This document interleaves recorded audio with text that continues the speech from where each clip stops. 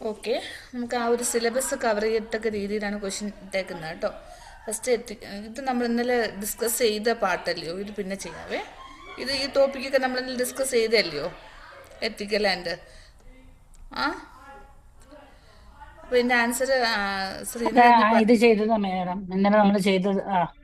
Okay. Anyway ഇപ്പോൾ ഒരു question, first question: a nurse observes a colleague administering medication incorrectly but chooses not to report it. Which ethical principle is being violated? ഏത് ethical പ്രിൻസിപ്പിളാണ്? എന്താ question? എന്താണ് question? മനസ്സിലാവുന്നുണ്ടോ നോക്കിയേ. ഇത് nurse ഒരു colleague medication തെറ്റായിട്ട് അഡ്മിനിസ്റ്റർ ചെയ്യുന്നത്. അപ്പൊ എന്നിട്ട് അത് റിപ്പോർട്ട് ചെയ്യുന്നില്ല. അപ്പൊ ഏത് പ്രിൻസിപ്പിളാണ് വയലേറ്റഡ് ആകുന്നതെന്ന്? ഓരോ ഓപ്ഷൻസും സി വായിച്ച്. ആണ് ഓപ്ഷന്. സി ആണ് ഓപ്ഷൻ. എ എന്താണ്? ഓരോന്നും പറഞ്ഞു പോകും, ജസ്റ്റ് ഒരു റിവിഷൻ പോലെയാണ്. ഓട്ടോണോമി എന്ന് വെച്ചാൽ പേഷ്യന്റിന്റെ തീരുമാനം എടുക്കാൻ പറ്റുന്നത്. ബെനിഫിഷ്യൽ എന്ന് വെച്ചാൽ നമ്മൾ ബെറ്റർ അവർക്ക് കെയർ കൊടുക്കുന്നത്. Doing good good. ചെയ്യുന്നത്. നോൺ ജസ്റ്റിസ് എന്ന് പറഞ്ഞാൽ maleficence. Equal care. Yes. Non maleficence എന്ന് പറയുമ്പോൾ എന്താണ്? Do not no harm. Harm. ആ ഒരു എത്തിക്കൽ പ്രിൻസിപ്പിളിനാണ് ഇവിടെ എന്ത് ചെയ്തിരിക്കുന്നത്? വയലേറ്റ് ചെയ്തിരിക്കുന്നത്. ഇനി രണ്ടാമത്തത്: during A team meeting the charge nurse delegates task ഇത് ഞാൻ വായിക്കുന്നില്ല, ശ്രീന തന്നെ വായിക്കുമ്പോൾ ശ്രീനയ്ക്ക് ഒരു റിവിഷൻ ആവിട്ട് പോകാൻ വേണ്ടിയിട്ടാണേ. ശ്രീന തന്നെ വായിച്ചോ. മാം ഒരു മിനിറ്റ്, ഞാനിത് ലാപ്പിൽ നിന്ന് കയറുവാണെങ്കിൽ എനിക്ക് കുറച്ചും കൂടി വലുതായിട്ട് ഈ സ്ക്രീന് കിട്ടുവേ. ഒറ്റ ശരി ശരി. സെക്കൻഡ്, ഞാൻ കേറിക്കോ. ഇതിനകത്ത്. Okay okay okay. ഓക്കെ.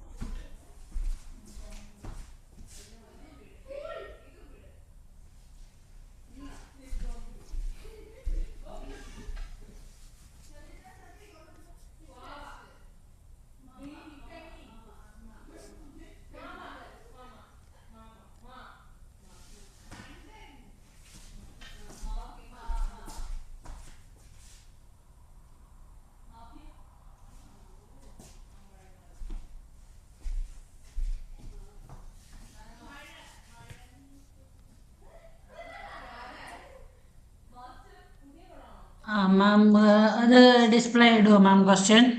ഇടാം.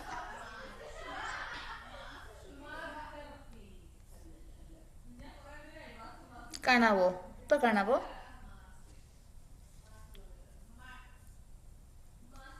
കാണാമോ? സ്ക്രീൻ വലുതാക്കണോ? ഇച്ചിരിയും കൂടി വലുതായിരിക്കും. Okay okay. Okay. Okay ma'am. വായിച്ചു. രണ്ടാമത്, during team meeting the charge nurse delegates task appropriately to ensure patient safety. These demonstrate which leadership? Team മീറ്റിംഗിന്റെ സമയത്ത് charge nurse patients safety promote ചെയ്യാനായിട്ട് എന്ത് ചെയ്യുന്നു? ടാസ്ക് ഡെലിഗേറ്റ് ചെയ്ത് കൊടുക്കുന്നു. ഓക്കെ. അതായത് ഇവിടുത്തെ പ്രൈമറി ഫോക്കസ് പേഷ്യൻസ് സേഫ്റ്റി ആണ്. പക്ഷേ ഒരു ടീം മീറ്റിംഗ് അവിടെ നടത്തുന്നുണ്ട്. എന്താണ് ടീം മീറ്റിംഗ് നടത്തുന്നത്? എന്തിനാണ്? ഓരോരുത്തരുടെ ഇതനുസരിച്ചിട്ട് കൊളീഗ്സിൻ്റെയും കൂടെ ഇത് അനുസരിച്ചിട്ട് ടാസ്ക് ഡെലിഗേറ്റ് ചെയ്യുകയോ ചെയ്യുന്നത്. സോ അതെന്താണ്? ഡെമോക്രാറ്റിക്. ഓക്കെ. ഇനി ഓട്ടോക്രാറ്റിക് എന്ന് പറയുമ്പം അവിടെ ടീം മീറ്റിംഗ് ഒന്നുമില്ല, ലീഡർ പറയുന്നു, ബാക്കിയുള്ളവർ അനുസരിക്കുന്നു. ഓക്കെ. ഇനി ലേസസ് ഫെയർ എന്ന് പറയുമ്പം ലീഡർ അവിടെ ലേസിയാണ്, ബാക്കി ടീം മെമ്പേഴ്സ് ആണ് വർക്ക് എടുക്കുന്നത്. ട്രാൻസ്ഫോർമേഷനിനകത്ത് എന്താണ്? ലീഡർ തന്നെ ഒരു റോൾ മോഡൽ ആക്കുന്നു. ഓക്കെ, മനസ്സിലായല്ലോടാ? ജസ്റ്റ് ഒരു റിവിഷൻ പോലെ. പിന്നെ ആൻസർ മനസ്സിലായി. എപ്പോഴും ക്വസ്റ്റ്യൻസ് സൂക്ഷിച്ച് വായിക്കും. ഇവിടെ ഒരു ടീം മീറ്റിംഗ് നടത്തുന്നുണ്ട്. ഓക്കെ, ടീം മീറ്റിംഗ് നടത്തിയിട്ടാണ് ചാർജ് നേഴ്സ് ടാസ്ക് ഡെലിഗേറ്റ് ചെയ്യുന്നത്. അപ്പം നമുക്ക് ഈ ഓപ്ഷൻസ് കിട്ടുമ്പോൾ നമ്മൾ ഈ സ്റ്റേറ്റ്മെന്റുമായിട്ട് മോസ്റ്റ് റിലേറ്റ് ചെയ്യുന്ന ആൻസർ വേണം നമ്മൾ എടുക്കാനായിട്ട്. ഓക്കെ. ഞാനാണെങ്കിൽ വിചാരിക്കും ചാർജ് നേഴ്സസ് അവർ ഡെലിഗേറ്റ് ചെയ്യുമല്ലേ അപ്പൊ ഓട്ടോക്രാറ്റിക് അവർ സ്വന്തം ഡെലിഗേറ്റ് ചെയ്യുന്ന ആ ടീം മീറ്റിംഗ് എന്നുള്ള സംഭവം നമ്മളെ മീൻസ്. ശ്രദ്ധിക്കുക, അവർ ടീം മീറ്റിംഗ് നടത്തിയിട്ടാണ് എന്ത് ചെയ്യുന്നത്? അതായത് ഒരു മീറ്റിംഗ് നടത്തിയിട്ട് അവരുടെ അഭിപ്രായം കൂടെ അറിഞ്ഞിട്ടാണ് ടാസ്ക് ഡെലിഗേറ്റ് ചെയ്യുന്നത്. സപ്പോസ് ഇത് മാത്രമില്ല, ടീം മീറ്റിംഗ് ഇല്ല, അതിന് പകരം the charge nurse delegates task appropriately to ensure patient's safety ആണെങ്കിൽ അത് ഓട്ടോക്രാറ്റിക് ആണ്. മനസ്സിലായോ? പക്ഷെ ഇവിടെ ടീം മീറ്റിംഗ് നടത്തിയിട്ടാണ് എന്ത് ചെയ്യുന്ന ടാസ്ക് ഡെലിഗേറ്റ് ചെയ്തത്. ഓക്കെ, മനസ്സിലായോ? ഇത് അവരുടെ ടീം മെമ്പേഴ്സ്. നെക്സ്റ്റ് ക്വസ്റ്റ്യൻ വായിച്ചേ. The nurse manager is deciding how to allocate limited ventilators during disaster. Which principle guide this decision? Autonomy, beneficence, justice, fidelity. How to allocate ventilator during disaster. അത് എങ്ങനെയാ disaster സമയത്ത് എന്നുള്ളത്. അപ്പൊ അത് justice എല്ലാവർക്കും ഒരേപോലെയുള്ള ഇത് കിട്ടണം എന്നുള്ള രീതിയിൽ അതായത് ഇപ്പോൾ ഡിസാസ്റ്റർ എന്നൊക്കെ പറയുമ്പോൾ ഒന്നിലധികം പേഷ്യൻസ് വരും. ഓക്കെ, ഈ ഓരോ ഓപ്ഷൻസും ഇങ്ങനെ ബൈഹാർട്ട് ചെയ്ത് നോക്കേണ്ട കാര്യമില്ല. ഓപ്ഷൻസിന്റെ മീനിങ് തമ്മിൽ കമ്പയർ ചെയ്യുക. ഓട്ടോണോമി മീൻസ് അത് റിലേറ്റഡ് ആയിട്ടാണോ ഈ ഒരു സ്റ്റേറ്റ്മെന്റ് വന്നേക്കുന്നത്? അല്ല. ഓട്ടോണോമി ആണോ? ബെനിഫിഷ്യൻസ് ആണോ? ഫിഡലിറ്റി ആണോ? അല്ല. അവിടെ എന്താണ് ജസ്റ്റിസ്, എല്ലാവർക്കും ഇക്വിറ്റബിൾ കെയർ കൊടുക്കുക എന്നുള്ള ആ ഒരു ഡിസിഷനാണ് എന്ത് ചെയ്തിരിക്കുന്നത്. അതായത് അവർ ഒരു നേഴ്സ് മാനേജർ ഡിസൈഡ് ചെയ്യാണ് അവിടെ ലിമിറ്റഡ് വെന്റിലേറ്റേഴ്സേ ഉള്ളൂ. ഓക്കെ, ഡ്യൂറിങ് അവിടെ മെയിനായിട്ടും വെന്റിലേറ്റർ ആവശ്യമുള്ളവർക്ക് വെന്റിലേറ്റർ കൊടുക്കും, അല്ലാത്തവർക്ക് വെന്റിലേറ്റർ കൊടുക്കും. അപ്പം അത് എല്ലാവരുടെയും പരിഗണിച്ചിട്ട് ആർക്കാണോ ആവശ്യമുള്ളവർക്ക് കൊടുക്കുന്നു, അല്ലാത്തവർക്ക് അതനുസരിച്ചിട്ടുള്ള കെയർ കൊടുക്കുന്നു. ഇവിടെ ഫോൾസ് പ്രോമിസ് കൊടുക്കുന്നില്ല, ഫിഡലിറ്റി ഇല്ല, ബെനിഫിഷ്യൻസും ഇല്ല. ബെനിഫിഷ്യൻസ് മീൻസ് ഡു ഗുഡ്. പക്ഷെ ഇവിടത്തത് അലോക്കേഷനാണ് വന്നേക്കുന്നത്. അലോക്കേഷൻ എപ്പോഴും അത് ശരിയായ രീതിയിലാണോ ഡിസ്ട്രിബ്യൂട്ട് ചെയ്യുന്നത്, അലോക്കേറ്റ് ചെയ്യുന്നു, ആ ഒരു റിലേറ്റ് ചെയ്ത് വന്നേക്കുന്നത്. സോ ഇവിടുത്തെ ഏത് ടേമാണ് തന്നേക്കുന്ന സെന്റൻസുമായിട്ട് മാച്ച് ചെയ്യുന്നത്? ജസ്റ്റിസ് ആണ് മാച്ച് ചെയ്യുന്നത്. മനസ്സിലായോ? ക്വസ്റ്റ്യൻസ് മൂന്ന് ക്വസ്റ്റ്യൻ ചെയ്തു, മൂന്ന് തരത്തിലാണ്. മനസ്സിലായോ? അപ്പൊ അതുകൊണ്ട് വളരെ കെയർഫുൾ ആയിരിക്കണം ക്വസ്റ്റ്യൻ മനസ്സിലാക്കുന്നതിൽ. അതുകൊണ്ടാണ് ഞാൻ ക്വസ്റ്റ്യനിലോട്ട് വന്നത്. ഓക്കെ, ഇനി നമ്മുടെ ട്യൂബർകുലോസിന് ഏത് പ്രിക്കോഷനാ കൊടുക്കുന്നത്? ട്യൂബർകുലോസിന് airborne precautions. Okay, N95 mask, negative pressure room കൊടുക്കും. ഓക്കെ, ദെൻ അടുത്ത question, nurse hand hygiene perform ചെയ്യുവാണ് before and after patient care. അവിടുത്തെ പ്രൈമറി റാഷണൽ എന്താണ്? To prevent cross infection.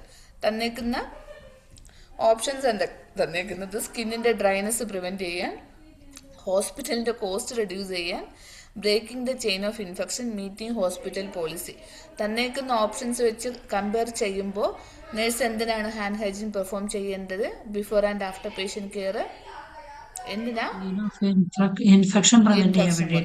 Okay, ഇനി MRSA നമുക്കറിയാം. MRSA ക്ലോസ്ട്രിഡിയം ഡിഫ്യൂസിലെ അതെല്ലാം തന്നെ കോണ്ടാക്ട് പ്രിക്കോഷൻസ് ആണ്. അവിടെ ഗ്ലൗസും ഗൗണും മസ്റ്റ് ആണ് കേട്ടോ.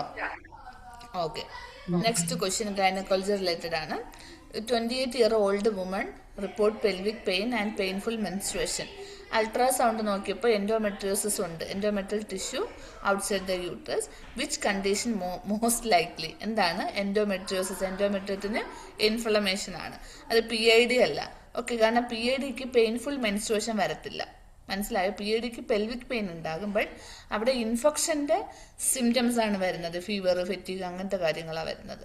പക്ഷെ ഇവിടെ വരുമ്പം അൾട്രാസൗണ്ട് ചെയ്യുന്നുണ്ട് എൻഡോമെട്രിയൽ ടിഷ്യൂ യൂട്രസിൽ നിന്നും അത് ഇൻഫ്ലെയിംഡ് ആണ്. ഓക്കെ, അപ്പോൾ അതിന്റെ കണ്ടീഷൻ ഏതാണ്? എൻഡോമെട്രിയോസിസ്. PCOD അല്ല, യൂട്രൈൻ ഫൈബ്രോയിഡും അല്ല. ഓക്കെ, ഞാൻ പറയുന്ന സ്പീഡ് കൂടുന്നുണ്ടോ? എനിക്ക് ക്വസ്റ്റ്യൻസ് ഒന്ന് കവറപ്പ് ചെയ്യാൻ വേണ്ടിട്ടാ. ഫോളോ ചെയ്യാൻ പറ്റുന്നുണ്ട്. Polycystic ovarian syndrome about risk factors. Which one is correct? ഈ പോളിസിസ്റ്റിക് ഓവറിയൻ സിസ്റ്റത്തിനെ കുറിച്ച് അറിയില്ല മാം. പോളിസിസ്റ്റിക് ഓവേറിയൻ സിൻഡ്രോം എന്ന് വെച്ചാൽ എന്താണ്? ഓവറിയിൽ മൾട്ടിപ്പിൾ സിസ്റ്റ് ഉണ്ടാകുന്നു. ഓക്കെ, മൾട്ടിപ്പിൾ സിസ്റ്റ് ഉണ്ടാകുന്നതിനുള്ള മെയിൻ അവിടെ മെൻസ്ട്രൽ ഇറഗുലാരിറ്റീസ് ആണ് മെയിൻ സിംറ്റം. അതായത് മെൻസ്ട്രുവേഷൻ കറക്റ്റായിട്ട് വരത്തില്ല. അതിന് കോൺട്രിബ്യൂട്ട് ചെയ്യുന്ന ഫാക്ടറാണ് ഇവിടെ ചോദിച്ചേക്കുന്നത്. ലോ ബി എം ഐ ആകുമ്പോൾ അതെന്താണ്? മെലിഞ്ഞിട്ടുള്ള ആൾക്കാരിൽ PCOS വരാനുള്ള റിസ്ക് കുറവാണ്. കൂടുതലും ഒബേസിറ്റി അല്ലെങ്കിൽ തൈറോയ്ഡ് ഡിസോർഡർ ഒക്കെ ഉള്ളവർക്കാണ് PCOD കൂടുതലും വരുന്നത്. ഓക്കെ, അതുപോലെ തന്നെ ഒത്തിരി കാൽഷ്യം എടുക്കുന്നവർ പോസ്റ്റ് മെനോപോസൽ ഏജിലല്ല PCOS വരുന്നത്. മെയിൻ റീസൺ ഒബേസിറ്റി ആണ്. Okay, second insulin resistance. ഈ PCOSനകത്ത് ഇൻസുലിൻ്റെ അളവ് എന്തായിരിക്കും? കുറവായിരിക്കും. സോ PCOD വരുന്നവർക്ക് ഡയബറ്റിസ് വരാനുള്ള ചാൻസും കൂടുതലാണ്. Okay, so P C O D എന്ന് വെച്ചാൽ നമ്മളിപ്പോൾ കോമൺലി എല്ലാവർക്കും ഉള്ളത് ടീനേജേഴ്സിനാണ് യൂഷ്വലി എന്താണ് P C O D multiple cyst, ഓവറിൽ മൾട്ടിപ്പിൾ സിസ്റ്റ്. ഓക്കെ, അപ്പോൾ നമ്മൾ അവർക്ക് മെയിനായിട്ടും കൊടുക്കേണ്ട ലൈഫ് സ്റ്റൈൽ മോഡിഫിക്കേഷനാണ്. അതുപോലെ തന്നെ ബ്ലഡ് ഗ്ലൂക്കോസ് എന്ത് ചെയ്യുക, കൺട്രോൾ ചെയ്യാൻ വേണ്ടിയിട്ട് അവരടുത്ത് പറയും. അല്ലെങ്കിൽ they are more prone to get diabetes. ഇപ്പോൾ ഇന്നത്തെ പ്രഗ്നൻസിയിൽ അവരിപ്പോൾ പി സി ഒ ഡി ഉള്ള ആൾ പ്രഗ്നൻ്റ് ആകുമ്പം അവർക്ക് ജസ്റ്റേഷണൽ ഡയബറ്റിസ് വരാനുള്ള റിസ്ക് കൂടുതലാണ്. ഓക്കെ, ഇനി പേഷ്യൻറ്റിന് ഇത് ഇമ്പോർട്ടൻ്റ് ആണ്, എക്ടോപിക് പ്രഗ്നൻസി ആൻസർ. ഇത് ഒരു പേഷ്യൻറ്റിന് പെട്ടെന്ന് സഡൻ യൂണിലാറ്ററൽ ആ ഒരു ടേം ഓർത്ത് വെക്കുക. ഒരു സൈഡിൽ നിന്നും വരുന്ന വേദനയാണ് യൂണിലാറ്ററൽ ലോവർ അബ്ഡോമിനൽ പെയിൻ. അതിനോടൊപ്പം വജനൽ ബ്ലീഡിങ് ഉണ്ടെങ്കിൽ യൂഷ്വലി അതെന്താണ്, we need to rule out ectopic pregnancy ആണ് റൂൾ ഔട്ട് ചെയ്യേണ്ടത്. അവിടെ ഫൈബ്രോയിഡ് അല്ല, ഫൈബ്രോയിഡിന് ആണെങ്കിൽ എന്താണ്, മെൻസ്ട്രൽ ഇറഗുലാരിറ്റീസ് ആണ് ഉണ്ടാകുന്നത്. ഇറഗുലർ മെൻസസ് അല്ലെങ്കിൽ ഹെവി ബ്ലീഡിങ് ഉണ്ടാകും. എൻഡോമെട്രിയോസിനകത്തും ബ്ലീഡിങ് ഉണ്ടാകും, പ്ലസ് ഇൻഫെക്ഷൻ സൈൻസ് ആണ് കൂടുതലുള്ളത്, pelvic pain, infection signs. Ovarian സിസ്റ്റിനകത്തും മെൻസ്ട്രൽ ഇറഗുലാരിറ്റീസ് ആണ്. പക്ഷേ ഇവിടെ തന്നേക്കുന്ന ക്വസ്റ്റ്യനിൽ എന്താണ്, പേഷ്യൻറ്റിന് പെട്ടെന്ന് വന്നു, okay, sudden unilateral lower abdominal pain and vaginal bleeding, ഈ ഒരു symptom which is related to ectopic pregnancy ആണ്. ഇതൊരു മെഡിക്കൽ എമർജൻസിയാണ്. കാരണം ഈ എക്ടോപിക് പ്രഗ്നൻസി എന്ന് വെച്ചാൽ എന്താണ്, യൂട്രസിലല്ലാണ്ട് കുഞ്ഞ് ഇംപ്ലാന്റ് ആകുന്നതിനാണ് എക്ടോപിക് പ്രഗ്നൻസി എന്ന് പറയുന്നത്. യൂഷ്വലി അത് ട്യൂബിലായിരിക്കും. ട്യൂബിലാണെന്നുണ്ടെങ്കിൽ ട്യൂബ് റപ്ചർ ആകും. ട്യൂബ് റപ്ചർ എന്ന് വെച്ചാൽ ഒരു മെഡിക്കൽ എമർജൻസിയാണ്. ബ്ലീഡിങ് ഉണ്ടായി പെട്ടെന്ന് ഡെത്തിലോട്ട് പോകും. ഡെത്ത് മീൻസ് എങ്ങനെയാണ്, ബ്ലീഡിങ് ആയി ഷോക്കായി ഡെത്തിലോട്ട് പോകും. ഓക്കെ, സോ അതുകൊണ്ട് എപ്പോഴും നമ്മൾ പേഷ്യൻറ്റിന് സഡൻ അബ്ഡോമിനൽ പെയിൻ പെട്ടെന്നുള്ള, അതുപോലെ തന്നെ അക്യൂട്ട് വേഴ്സസ് ക്രോണിക് എന്ന് പറയുമ്പോൾ ക്രോണിക്കിനെക്കാളും അക്യൂട്ടായിട്ട് സിംറ്റം വരുന്നത് അതായിരിക്കും നമ്മൾ പ്രൈമറി എന്ത് ചെയ്യേണ്ടത്, മീറ്റ് ചെയ്യേണ്ടത്. മനസ്സിലായോ? ഒരു COPD ഉള്ള ഒരു പേഷ്യൻറ്റിന് ചെസ്റ്റ് പെയിൻ വരുവാന്നുണ്ടെങ്കിൽ COPDയെക്കാളും പ്രയോറിറ്റി അവിടെ ചെസ്റ്റ് പെയിൻ ആണ് പ്രയോറിറ്റി. മനസ്സിലായോ? COPDക്ക് ഓൾറെഡി നമുക്കറിയാം പേഷ്യൻ്റ് ഹൈപ്പോക്സിക് ആയിരിക്കും, അവരുടെ സാച്ചുറേഷൻ 88 to 92. പക്ഷേ പേഷ്യൻറ്റിന് ചെസ്റ്റ് പെയിൻ ഉണ്ടെങ്കിൽ അത് സഡനായിട്ട് വന്നതെന്നുണ്ടെങ്കിൽ നമ്മളത് റൂൾ ഔട്ട് ചെയ്യുക. ബിക്കോസ് COPD എന്ന് പറയുന്നത് ഒരു ഹാർട്ട് ഡിസോർഡേഴ്സിന് ഒരു കോൺട്രിബ്യൂട്ടിംഗ് ഫാക്ടേഴ്സ്, എസ്പെഷ്യലി ഹാർട്ട് ഫെയിലിയറിന് ഒരു കോൺട്രിബ്യൂട്ടിംഗ് ഫാക്ടേഴ്സാണ്. ഓക്കെ, ആണ് എക്ടോപിക് പ്രഗ്നൻസി. ആൻറ്റിനേറ്റലിൽ നമ്മൾ ഇന്നലെ പറഞ്ഞതുപോലെ ഡീസിലറേഷൻ അത് മറക്കരുത്. ഇന്നലെ എന്നോട് ചോദിച്ചില്ലേ ആ ഗ്രാഫിൻ്റെത്, അത് അറിയാമല്ലോ അല്ലേ? അതായത് നമ്മൾ അതിനകത്ത് യൂട്രൈൻ കൺട്രാക്ഷൻ നോക്കുക. യൂട്രൈൻ കൺട്രാക്ഷൻ പീക്ക് ആകുന്ന സമയത്ത് കുഞ്ഞിൻ്റെ ഹാർട്ട് റേറ്റ് കുറയുകയെന്നുണ്ടെങ്കിൽ ഏർലി ഡീസിലറേഷൻ. ഓക്കെ, ചിലപ്പം വരാറുണ്ടടാ. അതിങ്ങനെ നോക്കിയാൽ മതി. ഇന്നലത്തെ ആ ഒരു PDF ഞാൻ അറിയില്ല. ഇല്ല അതറിയില്ല. ഞാൻ വെച്ചാൽ അറിയാമെന്ന്, അതാ ഞാൻ ഇന്നലെ വിട്ടല്ല, സ്പീഡിൽ പോയത് അതുകൊണ്ടാണ്. ഇങ്ങനെ അറിഞ്ഞൂടാത്തത് ചോദിക്കണം കേട്ടോ എന്നടുത്ത്. ഇതാന്ന് തോന്നുന്നല്ലേ ഇന്നലത്തത്. ഓക്കെ, ഈ സ്ക്രീൻ കാണാവോ? ഞാൻ സ്ക്രീൻ കാണാവോടാ? ആ ഓക്കെ. ചിലപ്പോൾ വരും കേട്ടോ, ഇത് മീൻസ് പറയാൻ പറ്റത്തില്ല. അത് വീൽ ചോപ്പ് ഓർത്തിരിക്കുക. അത് വെച്ചിട്ട് അതിൻ്റെ കണ്ടീഷൻ നമുക്കറിയാം, എൻ്റെ മാനേജ്മെൻറ്റും അറിയാം. അതെ, ഇത് കണ്ടോ ഇങ്ങനത്തെ. ഓക്കെ, ഈ ഗ്രാഫ് നോക്കിക്കേ. താഴെ കൊടുത്തേക്കുന്ന റെഡിൽ കൊടുത്തേക്കുന്നത് യൂട്രൈൻ കൺട്രാക്ഷൻ ആണ് കൊടുത്തേക്കുന്നത്. ഓക്കെ, ഈ യൂട്രൈൻ കൺട്രാക്ഷന്റെ പീക്കാണ് ഈ ആക്സിസ് കാണിക്കുന്നത്. ഓക്കെ, ഇനി ഈ യൂട്രൈൻ കൺട്രാക്ഷനോടൊപ്പം ഹാർട്ട് റേറ്റ് കൂടുന്നത് അത് ആക്സിലറേഷൻ ആണ്, അത് നോർമലാണ്. അങ്ങനെ ആവണം. കൺട്രാക്ഷൻ സമയത്ത് ഹാർട്ട് റേറ്റ് കൂടണം, അത് ആക്സിലറേഷൻ. കൺട്രാക്ഷൻ്റെ സമയത്ത് ഹാർട്ട് റേറ്റ് കുറയുന്നതാണ് ഡീസിലറേഷൻ.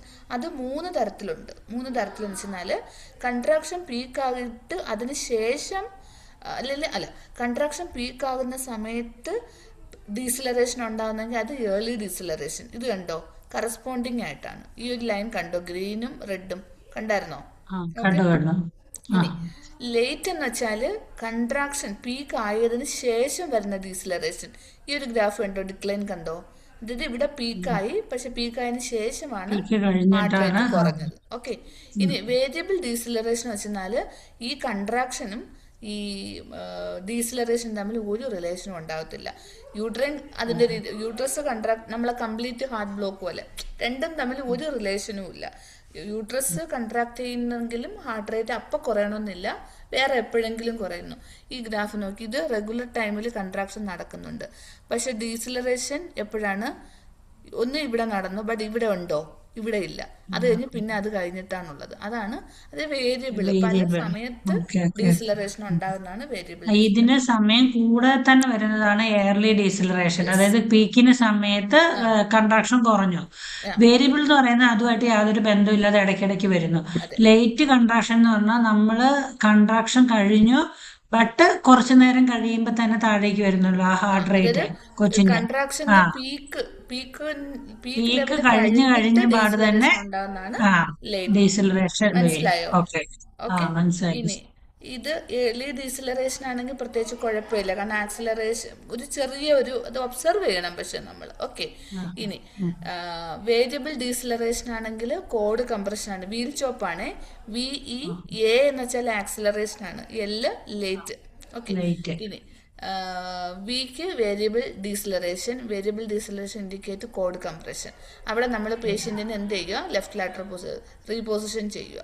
ബ്ലഡ് ഫ്ലോ, അതായത് കോഡ് കംപ്രഷൻ കൊണ്ട് കൊച്ചിനുള്ള ബ്ലഡ് ഫ്ലോ കുറയുമ്പോൾ നമ്മൾ മദറിനെ റീപൊസിഷൻ ചെയ്യുമ്പോൾ കോഡിൻ്റെ കംപ്രഷൻ മാറി കുഞ്ഞിനുള്ള ബ്ലഡ് ഫ്ലോ കിട്ടും. അപ്പോൾ കോഡ് കംപ്രഷൻ ആണെന്നുണ്ടെങ്കിൽ നമ്മൾ മദറിനെ എന്ത് ചെയ്യുക? റീപൊസിഷൻ ചെയ്യുക. ഇനി ഏർലി ഡീസിലറേഷൻ ഹെഡ് കംപ്രഷൻ, അതായത് ഹെഡ് താഴോട്ട് വരുമ്പം കുഞ്ഞിന് ഒരു ആ ഒരു ഹാർട്ട് റേറ്റ് കുറയുന്നതാണ്, ബ്ലഡ് ഫ്ലോ ഇച്ചിരി ഒന്ന് കുറയുന്നു. പക്ഷെ അത് കുഴപ്പമില്ല, അത് നോർമലി എക്സ്പെക്റ്റഡ് ആണ്, റീഅഷ്വറിങ് ആണ്. അവിടെ നമ്മൾ പക്ഷേ ഈ ഡീസിലറേഷൻ ഉണ്ടാകുന്നതുകൊണ്ട് ഇടക്കിടക്ക് നമ്മൾ നോക്കണം, ക്ലോസ്ലി മോണിറ്റർ ചെയ്യണം. അത് ഓക്കെ, ഹെഡ് കംപ്രഷനാണ്.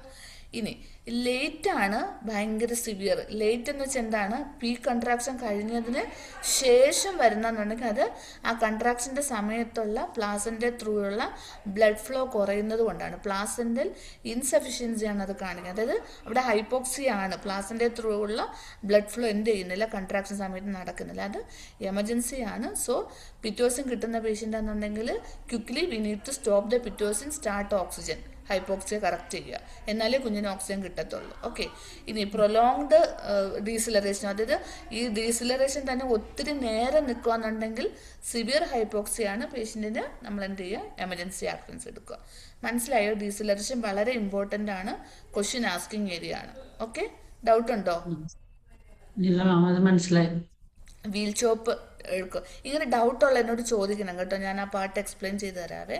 എനിക്കറിയില്ലല്ലോ ഏതൊക്കെയാണ് ഡൗട്ട് എന്നുള്ളത്, പറഞ്ഞാൽ ഞാൻ അതനുസരിച്ചിട്ട് എക്സ്പ്ലെയിൻ ചെയ്തു തരാം. ഇപ്പം തറവായില്ലയോ? ഓക്കെ, ഇത് മനസ്സിലായി മിസ്സേ. Okay, then antenatal topic. ഞാൻ സിസ്റ്റം വൈസാണ് ഈ ക്വസ്റ്റ്യൻ ഉണ്ടാക്കിയിരിക്കുന്നത്, ജസ്റ്റ് സിസ്റ്റം കവറേജ് ആണ് കേട്ടോ. ഇനി during first prenatal visit A client ask Y folic acid is recommended, the nurse should respond. അതായത് ആൻറ്റിനേറ്റൽ വിസിറ്റിൻ്റെ സമയത്ത് ആ പ്രഗ്നൻ്റ് മദർ നേഴ്സിനോട് ചോദിക്കുവാണ് എന്തിനാണ് ഫോളിക് ആസിഡ് കഴിക്കുന്നതെന്നുള്ളത്. എന്തിനാണ് ഫോളിക് ആസിഡ് കൊടുക്കുന്നത്? ന്യൂറൽ ട്യൂബ് ഡിഫക്റ്റ് പ്രിവെൻറ്റ് ചെയ്യും, കുഞ്ഞിന് ന്യൂറൽ ട്യൂബ് ഡിഫക്റ്റ് വരാനുള്ള റിസ്ക് പ്രിവെൻറ്റ് ചെയ്യാൻ വേണ്ടിയിട്ടാണ് ഫോളിക് ആസിഡ് കൊടുക്കുന്നത്. അതല്ലാണ്ട് ഫോളിക് ആസിഡും ജസ്റ്റേഷണൽ ഡയബറ്റീസുമായിട്ട് ഒരു റിലേഷനും ഇല്ല. അനീമിയ പ്രിവെൻഷന് വേണ്ടിയിട്ടല്ല തേർഡ് ട്രൈമസ്റ്ററിൽ കൊടുക്കുന്നത്. ഓക്കെ, കുഞ്ഞ് full time baby, it ensures the baby will be full time. അതായത് അയൺ സപ്ലിമെൻറ്റ് കൊടുത്താൽ കുഞ്ഞ് ഫുൾ ടൈം ആയിട്ട് ഡെലിവറി ആവത്തുള്ളൂ, അങ്ങനെയൊന്നുമല്ല. എന്തിനാണ് ഫോളിക് ആസിഡ് കൊടുക്കുന്നത്?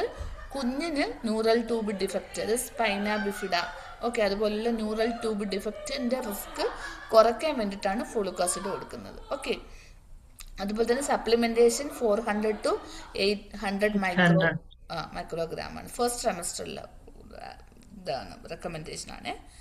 ദെൻ നെക്സ്റ്റ് ക്വസ്റ്റ്യൻ, ഈ പ്രഗ്നൻറ്റ്, അതുപോലെ തന്നെ EDD കാൽക്കുലേറ്റ് ചെയ്യാൻ അറിയാവോ? പ്ലസ് 7 days പ്ലസ് 9 months LMBന്റെ ഫസ്റ്റ് ഡേ പ്ലസ് 9 months അങ്ങനെ, അത് റോങ് ആണ്. 9 months പ്ലസ് 7 days. ഓക്കെ, 9 months കൂട്ടിട്ടോ ഡേറ്റ് കൂട്ടുക, മന്ത് വേണം കൂട്ടാൻ, മന്ത് കൂട്ടിയിട്ട് വേണം ഡേറ്റ് കൂട്ടാൻ, അല്ലെങ്കിൽ തെറ്റിപ്പോവും. Okay, 9 months plus 7 days. 7 okay, ആ days. ഒരു രീതിക്ക് കാൽക്കുലേറ്റ് ചെയ്യും. Okay, a pregnant client at 28-week gestation has a BPO 150/95 mm of Hg and proteinuria, which is the priority nursing action. എന്ത് മനസ്സിലായി പേഷ്യൻറ്റിന് ഇവിടെ എന്നാണെന്ന്? 20 വീക്സിന് ശേഷം ഓക്കെ ഉള്ള BP 140/90 കൂടുതൽ പ്ലസ് പ്രോട്ടീനൂറിയ ഉണ്ടെന്നുണ്ടെങ്കിൽ അതെന്താണ്? പ്രീ എക്ലാംഷിയാണ്. Preeclampsia symptom. ഈ ശ്രീനയുടെ പേര് ലിൻസി എന്നാണോ പേര്? എന്റെ ഫ്രണ്ടിന്റെ ലാപ്ടോപ്പാണ് മിസ്സേ. ഓ, ഞാനിത് ക്വസ്റ്റ്യൻ ചെയ്യാൻ വേണ്ടിട്ട് മേടിച്ചതാണ്. ഓക്കെ, മേടിച്ചത്. കുഴപ്പമില്ല, ചോദിച്ചതേ ഉള്ളൂ. ഞാൻ ഇനി വേറെ പേരുണ്ടോ എന്ന് അറിയത്തില്ല, അതാ. ഓക്കെ, ഇവിടെ ഇപ്പം ഇത് എന്ത് മനസ്സിലായി? ഈ ഒരു 28 വീക്സ് ആയിട്ടുള്ള മദറിന് പ്രീ എക്ലാംഷിയാണ് സസ്പെക്ട്. അപ്പം നമ്മൾ എന്താ നോക്കേണ്ടത്? അസസ്മെന്റ്, എൻകറേജ് ഹൈഡ്രേഷൻ കൊടുക്കേണ്ട കാര്യമുണ്ടോ? ഇല്ല. അയൺ സപ്ലിമെന്റ് കൊടുത്തേണ്ട വല്ലെങ്കിലും കാര്യമുണ്ടോ? ഇല്ല. ഡയറ്ററി എഡ്യൂക്കേഷനും അല്ല കൊടുക്കേണ്ടത്. ഇവിടെ നമ്മൾ preeclampsia signs and symptoms assess ചെയ്തിട്ട് അത് ഫിസിഷ്യൻ എന്ത് ചെയ്യുക? നോട്ടിഫൈ ചെയ്യുക. ഓക്കെ, ഹൈപ്പർ ടെൻഷനും പ്രോട്ടീനൂറിയയും 20 വീക്സിന് ശേഷം വരുവാന്നുണ്ടെങ്കിൽ that indicates proteinuria, pre eclampsia. അതിനോടൊപ്പം സീസറും വരുവാന്നുണ്ടെങ്കിൽ അത് എക്ലാംഷ്യ. ഓക്കെ, അത് ഓർത്തിരിക്കണേ. ഇവിടെയും സീസർ പ്രിക്കോഷൻ കൊടുക്കണം. പ്രീ എക്ലാംഷ്യയുടെ മാനേജ്മെന്റ് മഗ്നീഷ്യം സൾഫേറ്റ് ആണ്. മഗ്നീഷ്യം സൾഫേറ്റ് കൊടുക്കുമ്പോൾ ടോക്സിസിറ്റി എക്സ്പെക്ട് ചെയ്യുക. അതിന്റെ സൈൻസ് റിഫ്ലക്സ് നോക്കുക, റെസ്പിറേഷൻ നോക്കുക, യൂറിൻ ഔട്ട്പുട്ട് നോക്കുക, സീസർ പ്രിക്കോഷൻ ചെയ്യുക, സെക്രീഷൻസ് ഉണ്ടെങ്കിൽ ആസ്പിറേഷൻ പ്രിവെന്റ് ചെയ്യാനായിട്ട് സക്ഷൻ ചെയ്യുക. ഇത്രയും കാര്യങ്ങൾ ഓർക്കുക. അതുപോലെ തന്നെ എഡിമ നോക്കുക. കുഞ്ഞിൻ്റെ സ്വീറ്റൽ സ്റ്റാറ്റസ്, ഹൈപ്പോക്സി ഉണ്ടാകാനുള്ള ചാൻസ് കൂടുതലാണ്. അപ്പോൾ അങ്ങനെയാണെങ്കിൽ എമർജൻസി സിസേറിയൻ ആണ് മെയിനായിട്ടും പോസ്റ്റ് ചെയ്യുന്നത്. ഓക്കെ, അതുപോലെ next, prenatal screening is typically performed between 24 to 28 weeks. അതായത് 24 to 28 വീക്സിന് ഇടയ്ക്ക് ചെയ്യുന്ന ഏതെന്ന് വെച്ചാൽ ഗ്ലൂക്കോസ് GTT എന്നാണ് പറയുന്നത്, glucose tolerance test. Gestational diabetes ഉണ്ടോ എന്ന് റൂൾ ഔട്ട് ചെയ്യാൻ വേണ്ടിയിട്ട് ചെയ്യുന്ന ഗ്ലൂക്കോസ് ടെസ്റ്റാണ്. അതായത് എന്താണ്, ഒരു ഗ്ലൂക്കോസ് സൊല്യൂഷൻ കുടിക്കാൻ പറയും. അതിന് മുന്നേയും ഫാസ്റ്റിങ് ബ്ലഡ് ഗ്ലൂക്കോസ് നോക്കും. അത് കഴിഞ്ഞിട്ട് ഗ്ലൂക്കോസ് സൊല്യൂഷൻ കുടിച്ചതിന് ശേഷം ഓരോ മണിക്കൂർ കഴിഞ്ഞിട്ട്, ഓരോ മണിക്കൂറാണോ 1.5 മണിക്കൂറോ കഴിഞ്ഞ്, അതെ, 1 hour സ്ക്രീനിങ് പ്രോട്ടീൻ ഫാസ്റ്റിങ്ങും വേഴ്സസ് ആ ഗ്ലൂക്കോസ് സൊല്യൂഷൻ കുടിച്ചതിന് ശേഷം 1 hour കഴിഞ്ഞിട്ടുള്ള ഷുഗർ കുറയുന്നുണ്ടോ അത് എത്രയാണെന്നനുസരിച്ചിട്ട് GDM റൂൾ ഔട്ട് ചെയ്യാൻ വേണ്ടിയിട്ട് കൊടുക്കുന്നതാണ് ഗ്ലൂക്കോസ് ടോളറൻസ് ടെസ്റ്റ്. ഓക്കെ, അടുത്ത്, a client at 32 weeks ask about fetal movement monitoring, which response is correct. അതായത് 32 ആഴ്ചയായിട്ടുള്ള ഒരു പ്രഗ്നന്റ് മദർ ഫീറ്റൽ കിക്കിംഗ്, നമ്മൾ ഫീറ്റൽ കിക്കിംഗ് മോണിറ്റർ ചെയ്യണമല്ലോ. ഓക്കെ, അതിന് നേഴ്സ് കൊടുത്ത കറക്റ്റ് റെസ്പോൺസ് എന്താണെന്നാണ് കൊടുത്തത്. ഓക്കെ, എന്തൊക്കെയാണ് നോക്കിക്കേ. നമ്മൾ ഒരു ഡെയിലി എത്ര കിക്ക് ഉണ്ടെന്നാണ് നമ്മൾ എന്ത് ചെയ്യേണ്ടത്? കൗണ്ട് ചെയ്യേണ്ടത്. മിനിറ്റോ ഒന്നുമല്ല, മിനിറ്റോ അവറോ അല്ല, ഒരു ദിവസം എത്ര തവണ ഫീറ്റസ് കിക്ക് ചെയ്യുന്നുണ്ടെന്നാണ് മീൻസ് ചെക്ക് ചെയ്യേണ്ടത്. സപ്പോസ് അതിൻ്റെ എണ്ണം കുറവാണെന്നുണ്ടെങ്കിൽ, ഇപ്പോൾ 10-നേക്കാളും കുറവാണെന്നുണ്ടെങ്കിൽ it should be reported to the physician. Okay, അത് പിന്നെ 10 അല്ലേ ഇന്നലെ പറഞ്ഞത്? 5 to 1 മിനിറ്റ്, 5 ആണോ 10 ആണോ? ഒരു സെക്കൻഡേ, കുറേ കാര്യങ്ങൾ ഇങ്ങനെ തലക്കത്തിരിക്കുന്നുണ്ടേ. Fetal kick counting,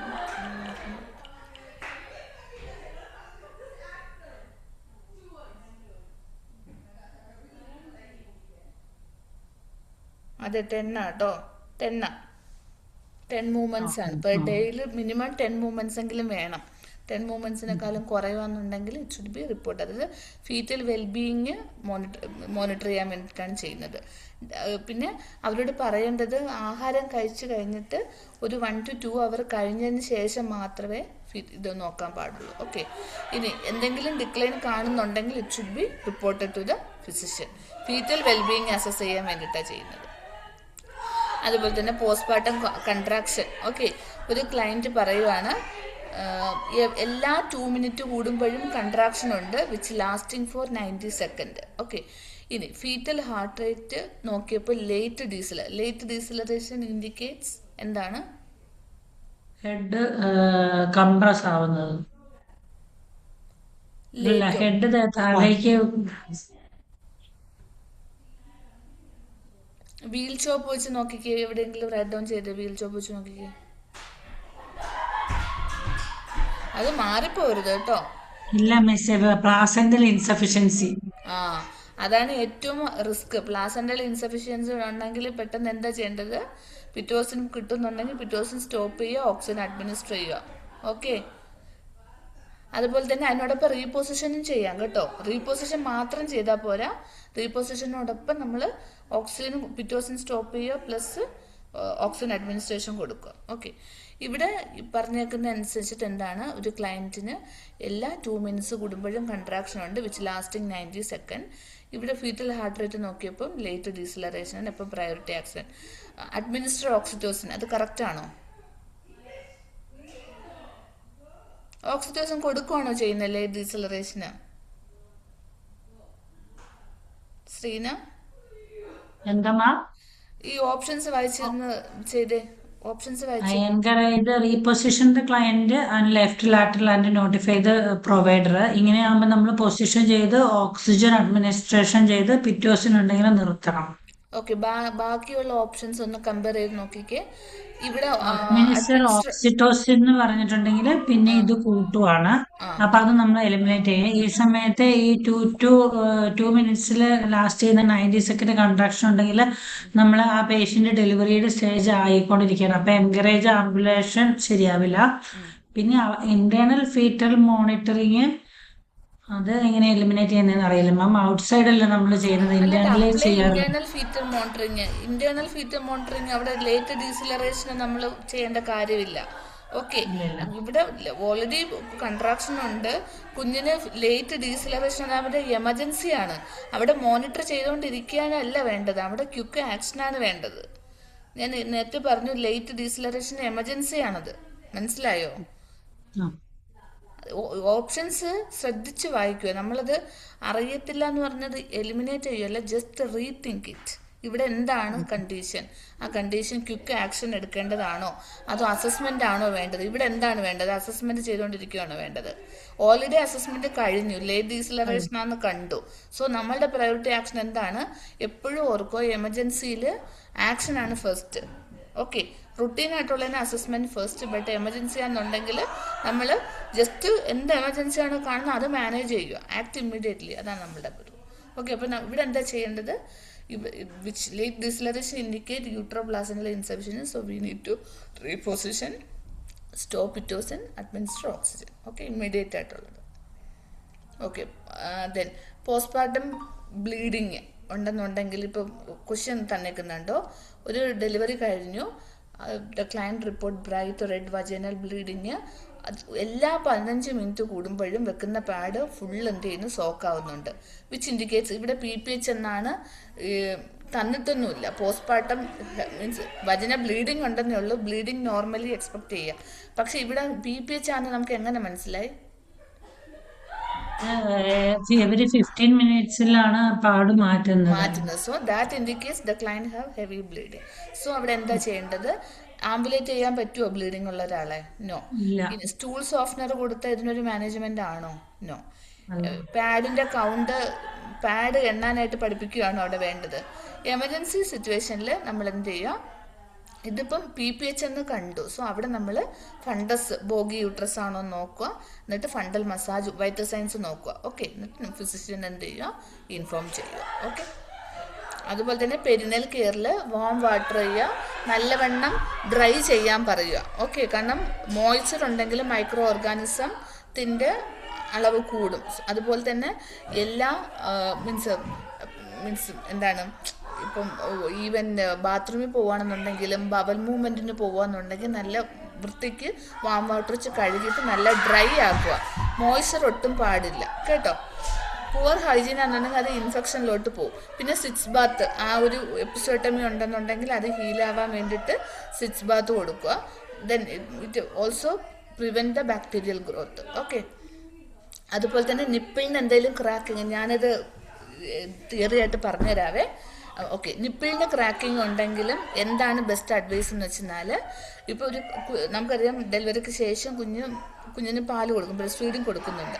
so breast ക്രാക്കുകൾ അല്ലെങ്കിൽ എന്താണ് ഇൻഫെക്ഷൻ എന്തെങ്കിലും വന്നിട്ടുണ്ടെങ്കിൽ മെയിനായിട്ടും എന്താണ് ചെയ്യണമെന്ന് വെച്ചാൽ കറക്റ്റായിട്ട് കുഞ്ഞിനെ പിടിക്കുന്ന കാര്യം, കാരണം അത് ചിലപ്പോൾ കുഞ്ഞ് കടിച്ചിട്ടായിരിക്കും അല്ലെങ്കിൽ എന്താണ് ആ ഒരു ക്രാക്ക് വന്നേക്കുന്നത്. സോ ബ്രസ്റ്റ് ഫീഡിങ് അവിടെ സ്റ്റോപ്പ് ചെയ്യേണ്ട കാര്യമില്ല. പക്ഷേ കറക്റ്റായിട്ട് എന്താണ് കുഞ്ഞിനെ പിടിക്കാനും അതുപോലെ തന്നെ ഏരിയോള കംപ്ലീറ്റ് ആയിട്ട് മീൻസ് കുഞ്ഞിൻ്റെ വായ്ക്കകത്തായിരിക്കണം പാല് കൊടുക്കുമ്പോൾ. അങ്ങനെയുള്ള കറക്റ്റ് ടെക്നിക്ക് അവരെന്ത് ചെയ്യുക, പഠിപ്പിക്കുക. അതിനോടൊപ്പം തന്നെ അമ്മേനെയും കുഞ്ഞിനെയും ഒബ്സർവ് ചെയ്യുക. പിന്നെ ഇത് ഇൻഫെക്ഷനിലോട്ട് പോയിട്ടുണ്ടെങ്കിൽ നമ്മളത് എന്ത് ചെയ്യുക, അത് മാനേജ് ചെയ്യുക. മെയിനായിട്ടുള്ളതാണ് മിൽക്ക് സ്ക്യൂസ് ചെയ്ത് കളഞ്ഞില്ല എന്നുണ്ടെങ്കിൽ എന്ത് സംഭവിക്കും, അത് വീണ്ടും ബ്രസ്റ്റ് എൻഗോർജ്മെൻ്റ് ഉണ്ടാകും. ഓക്കെ, മെയിനായിട്ടുള്ളത്. Then next medication safety. Then digoxin കിട്ടുന്ന പേഷ്യൻറ്റിന് നമ്മൾ എന്താ BP ആണോ ഹാർട്ട് റേറ്റ് ആണോ നോക്കേണ്ടത്? ഡിജോക്സിൻ കിട്ടുന്ന പേഷ്യൻറ്റിന് heart rate, yes, heart rate നോക്കുക. ഹാർട്ട് റേറ്റ് കുറവാണെന്നുണ്ടെങ്കിൽ 60യേക്കാളും താഴെയാണെന്നുണ്ടെങ്കിൽ എന്ത് ചെയ്യാൻ പാടില്ല, ഡിജോക്സിൻ അഡ്മിനിസ്റ്റർ ചെയ്യാനായിട്ട് പാടില്ല. യൂഷ്വലി ഹാർട്ട് ഫെയിലിയറിനാണ് ഡിജോക്സിൻ കൊടുക്കുന്നത്. പിന്നെ വേറൊന്ന്, പേഷ്യൻറ്റിൻ്റെ ഇലക്ട്രോലൈറ്റ് നോക്കുക. ഡിജോക്സിൻ കിട്ടുന്ന പേഷ്യൻ്റ് ആണെങ്കിൽ hypokalemia can induce digoxin toxicity. So ആ ഒരു കാര്യം. പിന്നെ എപ്പിക്കൽ പൾസ് ഫുൾ 1 മിനിറ്റ് നോക്കണം. അതാണ് ഡിജോക്സിൻ കിട്ടുന്ന പേഷ്യൻ്റ്. പിന്നെ വീക്ക്ലി 5 ഡേയ്സ് ഡിജോക്സിൻ കൊടുക്കത്തുള്ളൂ. അതല്ലാണ്ട് ടെമ്പറേച്ചറോ BP റെസ്പിറേറ്ററി റേറ്റോ അല്ല ഡിജോക്സിൻ കിട്ടുന്ന പേഷ്യൻറ്റിന് മോണിറ്റർ ചെയ്യേണ്ടത്. ഇനി വാർഫാരിനാണെങ്കിൽ എന്താ നമ്മൾ ചെയ്യേണ്ടത്, അതിൻ്റെ തെറാപ്യൂട്ടിക് എഫക്റ്റ്, വാർഫാരിൻ്റെ തെറാപ്യൂട്ടിക് എഫക്റ്റ് അറിയാനായിട്ട് INR ആണ് മോണിറ്റർ ചെയ്യുന്നത്. ഹെപ്പാരിൻ കിട്ടുകയെന്നുണ്ടെങ്കിൽ APTT മോണിറ്റർ ചെയ്യുന്നത്. അതുപോലെ തന്നെ സയൻസ് ഓഫ് ബ്ലീഡിങ് നോട്ടീസ് ചെയ്യുക. പേഷ്യൻറ്റിന് ലീഫി വെജിറ്റബിൾസ് ഉണ്ടെന്നുണ്ടെങ്കിൽ അതെന്ത് ചെയ്യുക, അത് ലിമിറ്റ് ചെയ്യാൻ പറയുക. ലീഫി വെജിറ്റബിൾസ് മീൻസ് കൺസിസ്റ്റൻ്റ് എമൗണ്ടിൽ എടുക്കാം, ബട്ട് ഒത്തിരി ഹെവി. കാരണം എന്നിട്ട് വിറ്റമിൻ, ഇതിൻ്റെ വാർഫാരിൻ്റെ ആൻറ്റിഡോട്ട് ഏതാണ്, വിറ്റമിൻ K ആണ്. Protamine sulphate. ഓക്കെ, അപ്പോൾ അത് തറവാണ്. ഇനി next question, a nurse is giving a patient a new prescription for oral insulin. പേഷ്യൻറ്റിന് ഓറൽ ഹൈപ്പോഗ്ലൈസിമിക്കിന് നമ്മൾ വേറൊരു മെഡിസിൻ സ്റ്റാർട്ട് ചെയ്തു. Which teaching point is the most important? നമുക്കറിയാം ഓറൽ ഹൈപ്പോഗ്ലൈസിമിക്ക് കൊടുക്കുന്ന സമയത്ത് ഇവിടെ ക്വസ്റ്റ്യൻ എന്താണ്, a nurse is giving a patient a new prescription for oral insulin. Which teaching point is most important? Options, you do not need to check blood sugar daily. Okay. Then second one, check blood sugar before each meal and follow proper injection technique. You can store insulin in the freezer, inject the vein for fastest absorption. ആദ്യത്തേത്, നമുക്ക് എന്നും blood sugar നോക്കണ്ട എന്ന് പറയുന്നത് correct teaching ആണോ? അല്ല.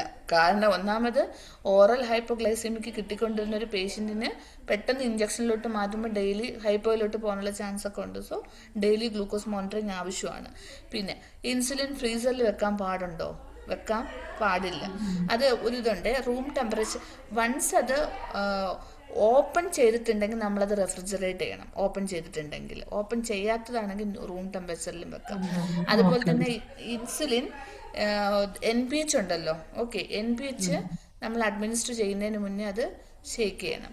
പിന്നെ site Z track മെത്തേഡാണ് ഉപയോഗിക്കേണ്ടത്. റൊട്ടേറ്റ് എന്ത് ചെയ്യുക, സൈറ്റ് റൊട്ടേറ്റ് ചെയ്യുക. ഇതില്ലെങ്കിൽ റെഗുലർ ഇൻസുലിൻ നമുക്ക് അങ്ങനെ പാമ്പിൽ വെച്ചിട്ട് ചെയ്യണ്ടല്ലേ, NPH മതി അല്ലേ? റെഗുലർ ഇൻസുലിൻ ഓൾറെഡി ക്ലിയർ ആണ്, അത് നമ്മൾ മിക്സ് ചെയ്യേണ്ട കാര്യമില്ല. മറ്റേതാണ് NPH, ആ ഒരു ക്ലൗഡി അപ്പിയറൻസ് ഉള്ളതുണ്ടല്ലോ NPH, അതാണ് നമ്മൾ എന്ത് ചെയ്യേണ്ടത്, ജസ്റ്റ് പാമ്പിനിടയ്ക്ക് വെച്ച് ജസ്റ്റ് ഒന്ന് ഷേക്ക് ചെയ്തിട്ട്, ഷേക്ക് മീൻസ് അത് മിക്സ് ചെയ്യാൻ വേണ്ടിയിട്ട് മിക്സ് ചെയ്തിട്ട് അഡ്മിനിസ്റ്റർ ചെയ്യുക. ഓക്കെ. മറ്റേ റെഗുലർ ഇൻസുലിൻ ക്ലിയർ ആണ്, റെഗുലർ ഇൻസുലിൻ ഒന്നും ചെയ്യേണ്ട, അത് ഷേക്ക് ചെയ്യേണ്ട കാര്യമില്ല, അത് ക്ലിയർ സൊല്യൂഷനാണ് റെഗുലർ ഇൻസുലിൻ.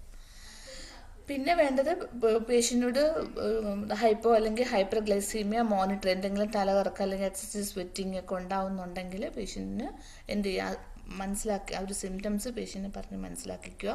അത് എന്തെങ്കിലും ഹൈപ്പോയുടെ സിംറ്റംസ് ഉണ്ടെങ്കിൽ 1 ടീസ്പൂണ് എന്ത് ചെയ്യുക, ഗ്ലൂക്കോസ് അല്ലെങ്കിൽ ഷുഗർ ആദ്യം കഴിക്കാൻ പറയുക. അല്ലെങ്കിൽ ക്യാൻഡി, വേറൊരു തരത്തിൽ ക്വസ്റ്റ്യൻ ചോദിക്കും, ഡയബറ്റീസ് ഉള്ള പേഷ്യൻറ്റിന് അവർ എപ്പോഴും എന്ത് കീപ്പ് ചെയ്യണം, കയ്യിൽ ക്യാൻഡീസ് കീപ്പ് ചെയ്യണം. എന്നുവെച്ചാൽ എപ്പോഴാണോ ഹൈപ്പോ ഫീൽ ചെയ്യുന്നത് ആ സമയത്ത് ഈ ക്യാൻഡി കഴിക്കാൻ വേണ്ടിയിട്ട്, ഷുഗർ നോർമലൈസ് ചെയ്യാൻ വേണ്ടിയിട്ട്. പിന്നെ വേറൊന്ന്, ഇൻസുലിൻ എടുക്കുന്ന time usually along with meals നമ്മൾ റെക്കമെൻഡ് ചെയ്യും. കാരണം ഇതില്ല എന്നുണ്ടെങ്കിൽ എന്ത് ചെയ്യുന്നു, ഹൈപ്പോയിലോട്ട് പോകും. ഇപ്പം ഇൻസുലിൻ എടുത്തു, പ്രോപ്പറായിട്ട് ആഹാരം കഴിച്ചില്ല എന്നുണ്ടെങ്കിൽ ഹൈപ്പോയിലോട്ട് പോകാനുള്ള ചാൻസ് കൂടുതലാണ്. അപ്പം അങ്ങനത്തെ കാര്യങ്ങൾ ജനറൽ ആയിട്ടുള്ള കാര്യങ്ങൾ ഓർക്കുക. പിന്നെ ജനിച്ച ന്യൂബോണിന് ആദ്യം നമ്മൾ എന്താ നോക്കുന്നത്, weight and length, blood glucose, Apgar score, hearing screening. ഏതാ നോക്കുന്നത്? കുഞ്ഞ് ജനിച്ച ഒരു കുഞ്ഞിന് അബ്ഗാർ സ്കോർ ആണ്. അത് ഇവര് ആദ്യം കുഞ്ഞ് ജനിച്ച ഉടനെ നോക്കും. Then 1 minute, then 5 minutes. Okay, അതെ. മോർ ദാൻ 7 ആണെങ്കിൽ കുഞ്ഞ് നോർമൽ ആണ്. ബട്ട് ലെസ് ദാൻ 7 ആണെങ്കിൽ കുഞ്ഞിന് എന്ത് ആവശ്യമാണ്? ട്രീറ്റ്മെന്റ് ആവശ്യമാണ്, അല്ലെങ്കിൽ റെസിറ്റേഷൻ ആവശ്യമാണ്. ഓക്കെ, അത് കുഞ്ഞ് ഈ ഇൻട്രാ യൂട്രയിൽ നിന്നും പെട്ടെന്ന് എക്സ്ട്രാ യൂട്രലിലോട്ട് വരുമ്പോഴത്തേക്കും ആ ഒരു കുഞ്ഞ് ആ ഒരു അബ്സോർഷനായിട്ട്, കാരണം ഓൾറെഡി അറിയാം കുഞ്ഞ് അമ്നിയോട്ടിക് ഫ്ലൂയിഡിലായിരിക്കും. സോ മെക്കോണിയോ അല്ലെങ്കിൽ മീൻസ് ആ ഒരു ഫ്ലൂയിഡ് ആസ്പിറേഷൻ ഉണ്ടാകും. സോ കുഞ്ഞിനെ നമ്മൾ എന്ത് ചെയ്യുക, സക്ഷൻ ചെയ്യും ഇമ്മീഡിയറ്റ്ലി. അതിനോടൊപ്പം തന്നെ കുഞ്ഞിനെ നമ്മൾ അസസ് ചെയ്യുക. കുഞ്ഞ് കരയുന്നുണ്ടോ, കുഞ്ഞിൻ്റെ മസിൽ എങ്ങനെയാണ്, കുഞ്ഞിൻ്റെ ക്രൈ എങ്ങനെയാണ്, വീക്ക് ക്രൈ ആണോ, കുഞ്ഞിന് സ്കിൻ കളർ സൈനോസ്ഡ് ആണോ.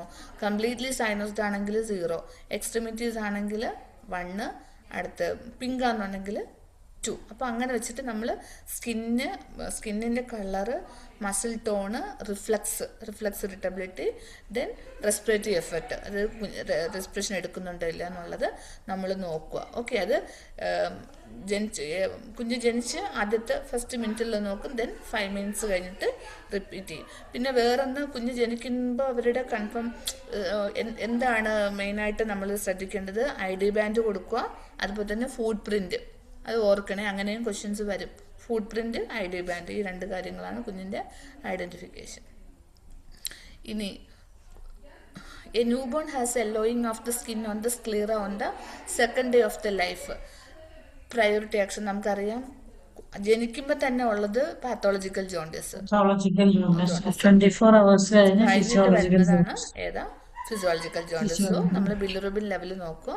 പിന്നെ കുഞ്ഞിൻ്റെ ഫീഡിങ് എന്ത് ചെയ്യുക, എൻകറേജ് എക്സ്ക്ലൂസീവ് ബ്രസ്റ്റ് ഫീഡിങ്. എന്നാലേ ബിലിറുബിൻ ഡൈലൂട്ടായി യൂറിൻ പാസ് ചെയ്ത് ബിലിറുബിൻ പോകത്തുള്ളൂ. ഓക്കെ, എലിമിനേറ്റ് ചെയ്ത്, നോട്ട് യൂറിൻ, സ്റ്റൂൾ വഴി എലിമിനേറ്റ് ചെയ്ത് പോകത്തുള്ളൂ. ഓക്കെ, നമുക്കിപ്പം സ്ക്ലീറയിൽ യെല്ലോയിഷ് കണ്ടെന്ന് വെച്ചിട്ട് ഉടനെ ഫോട്ടോതെറാപ്പി സ്റ്റാർട്ട് ചെയ്യത്തില്ല. ഓക്കെ, ദെൻ കുഞ്ഞ് ഉറങ്ങാത്തത് കൊണ്ടാണെന്ന് വെച്ചിട്ട് നമ്മൾ നോട്ടിഫൈ ഫിസിഷ്യൻ അല്ല ചെയ്യേണ്ടത്. അല്ലെങ്കിൽ ഇത് നോർമൽ ആണെന്ന് പറഞ്ഞാൽ നമുക്ക് ഇഗ്നോർ ചെയ്യാനും പറ്റത്തില്ല. നമ്മൾ എന്ത് ചെയ്യണം, ബിലിറുബിൻ ലെവൽ നോക്കുക. ബിലിറുബിൻ്റെ ലെവൽ ഒത്തിരി കൂടുതലാണെന്നുണ്ടെങ്കിലേ നമ്മൾ ഫോട്ടോതെറാപ്പിക്ക് എന്ത് ചെയ്യത്തുള്ളൂ. ആദ്യം നമ്മൾ ചെയ്യേണ്ടത് ബിലിറുബിൻ ലെവൽ നോക്കുക. കുഞ്ഞിൻ്റെ ഫീഡിങ്, കുഞ്ഞ് പാല് നല്ലോണം കുടിക്കുന്നുണ്ടോ, എവരി 2 hours കുഞ്ഞിന് മിൽക്ക് കൊടുക്കുന്നുണ്ടോ എന്ന് നമ്മൾ ചെക്ക് ചെയ്യുക. ഓക്കെ, ഫിസിയോളജിക്കൽ ജോണ്ടിസ് കോമൺ ആണ്, പക്ഷെ നമ്മൾ ബിലിറുബിൻ്റെ ലെവൽ നോക്കണം. കാരണം അൺകൺട്രോൾഡ് ബിലിറുബിൻ ലെവലാണെന്നുണ്ടെങ്കിൽ it need to be manage using phototherapy. Okay, ഇതല്ലാന്നുണ്ടെങ്കിൽ ഒത്തിരി സിവിയർ ആണെങ്കിലാണ് എക്സ്ചേഞ്ച് ട്രാൻസ്ഫ്യൂഷനൊക്കെ ചെയ്യുന്നത്.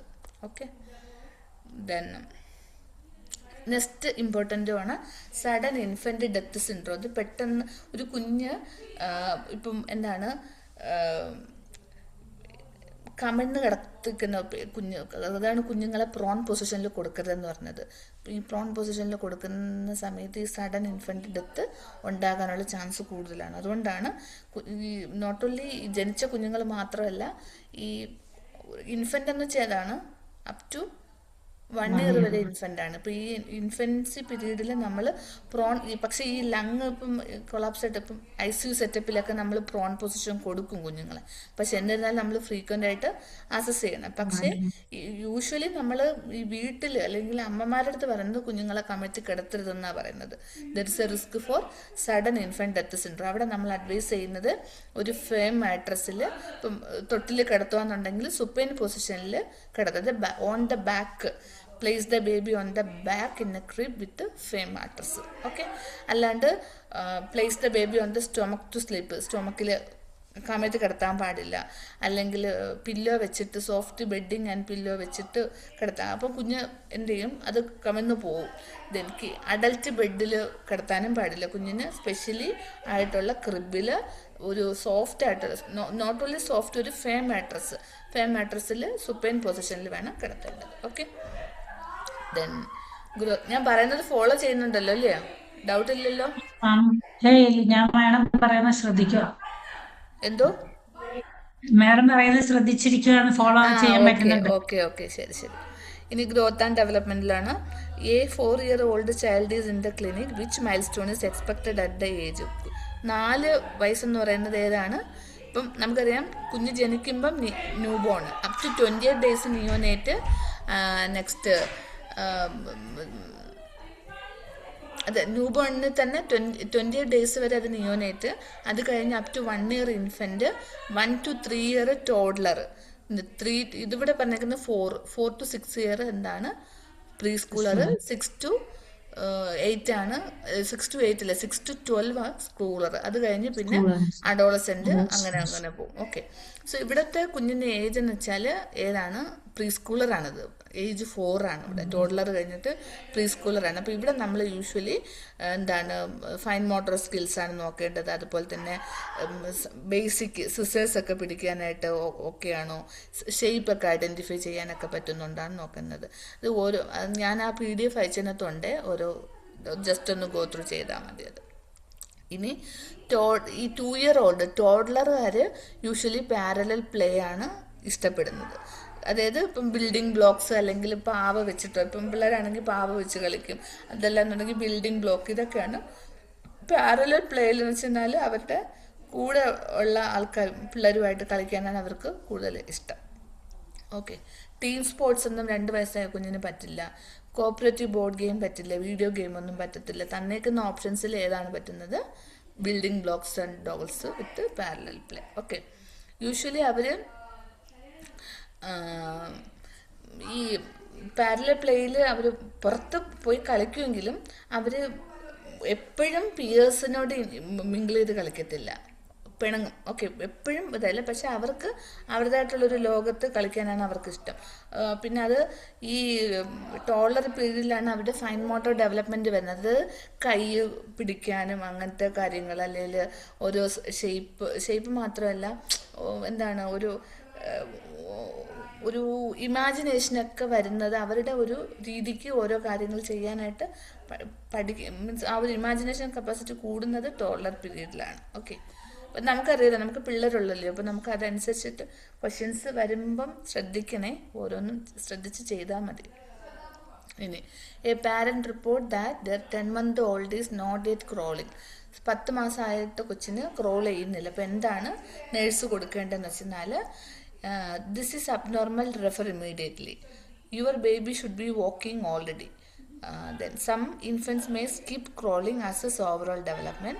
Last one, crawling is not important for development. അതായത് ഒരു 10 month ആയിട്ടും കുഞ്ഞ് എഴയുന്നില്ല എന്ന് പറയുന്ന ഒരു പാരൻറ്റിനോട് നേഴ്സ് പറയേണ്ട കാര്യം അബ്നോർമൽ ആണെന്നല്ല, അതുപോലെ തന്നെ നടക്കും, അങ്ങനെ ഫോൾസ് റിയാക്ഷൻസ് നമുക്ക് കൊടുക്കാൻ പറ്റത്തില്ല.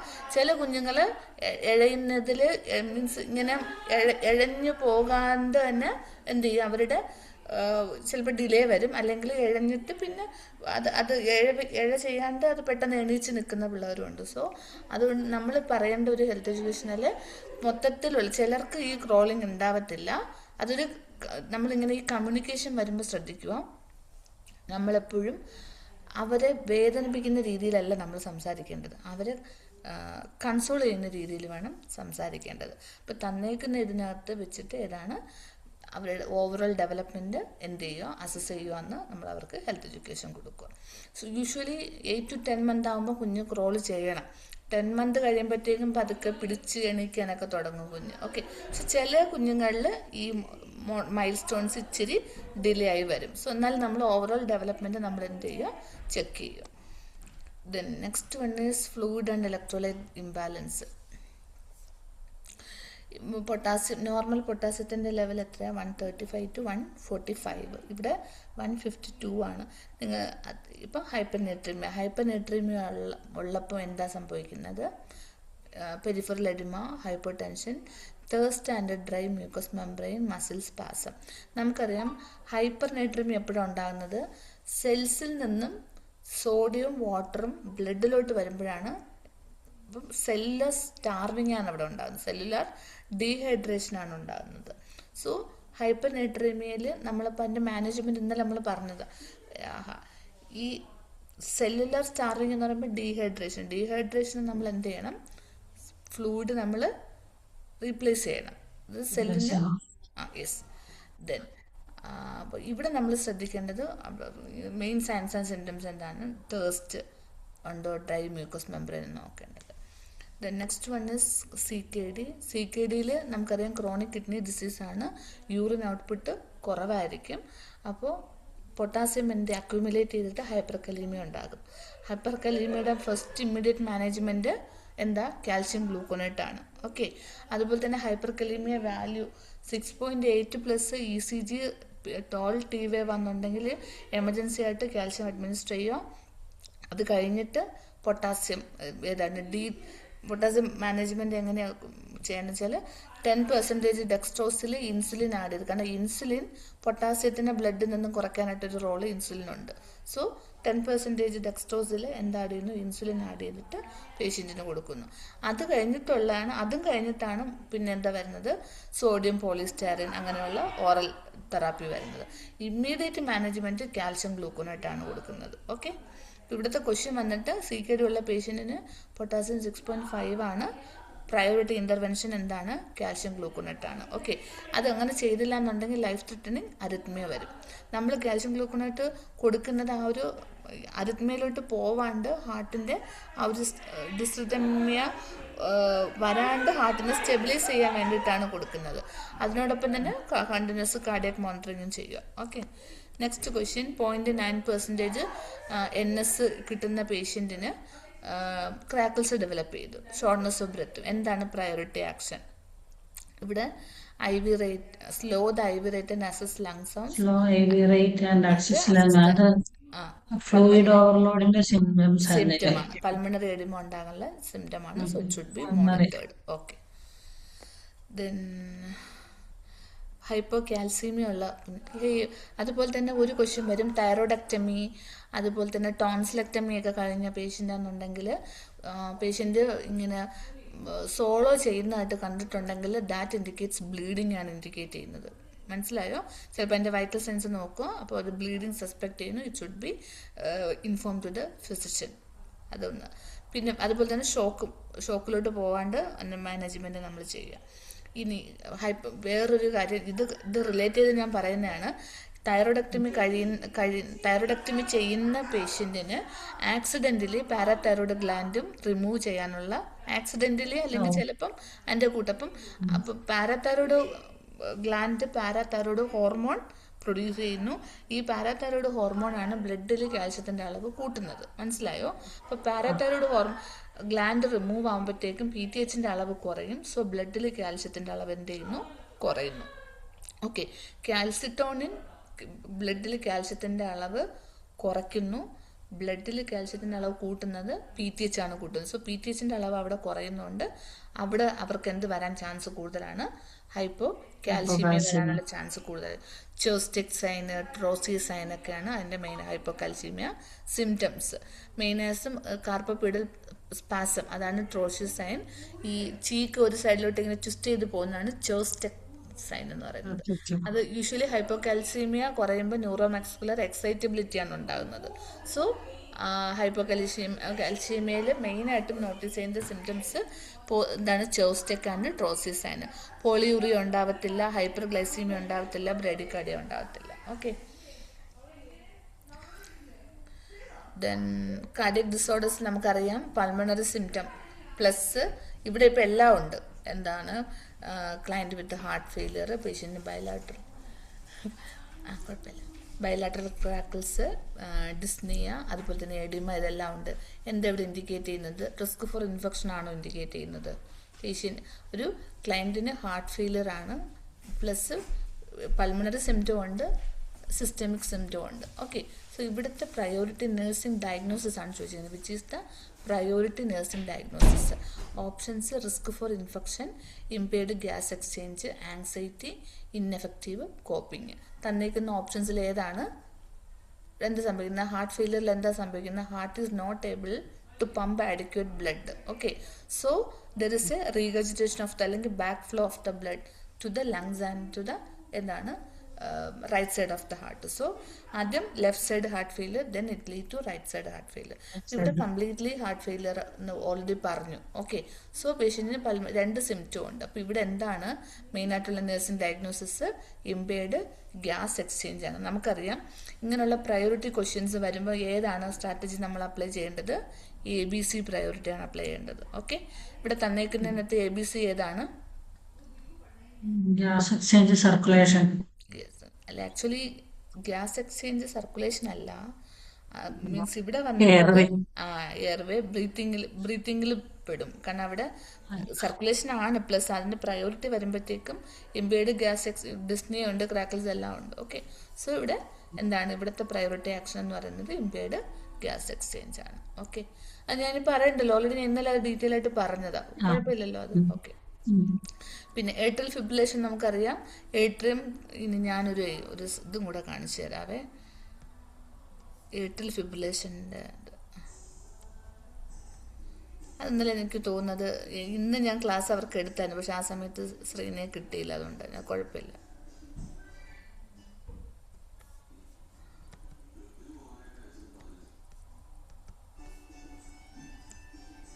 അതിൻ്റെ കൂട്ടത്തങ്ങ് പറഞ്ഞുതരാം, അപ്പോൾ ഇച്ചിരി എളുപ്പം.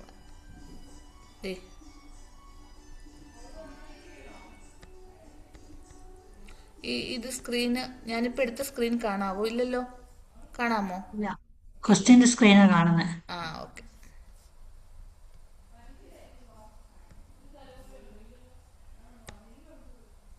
ഓക്കെ, ഇത് കാണാവോ?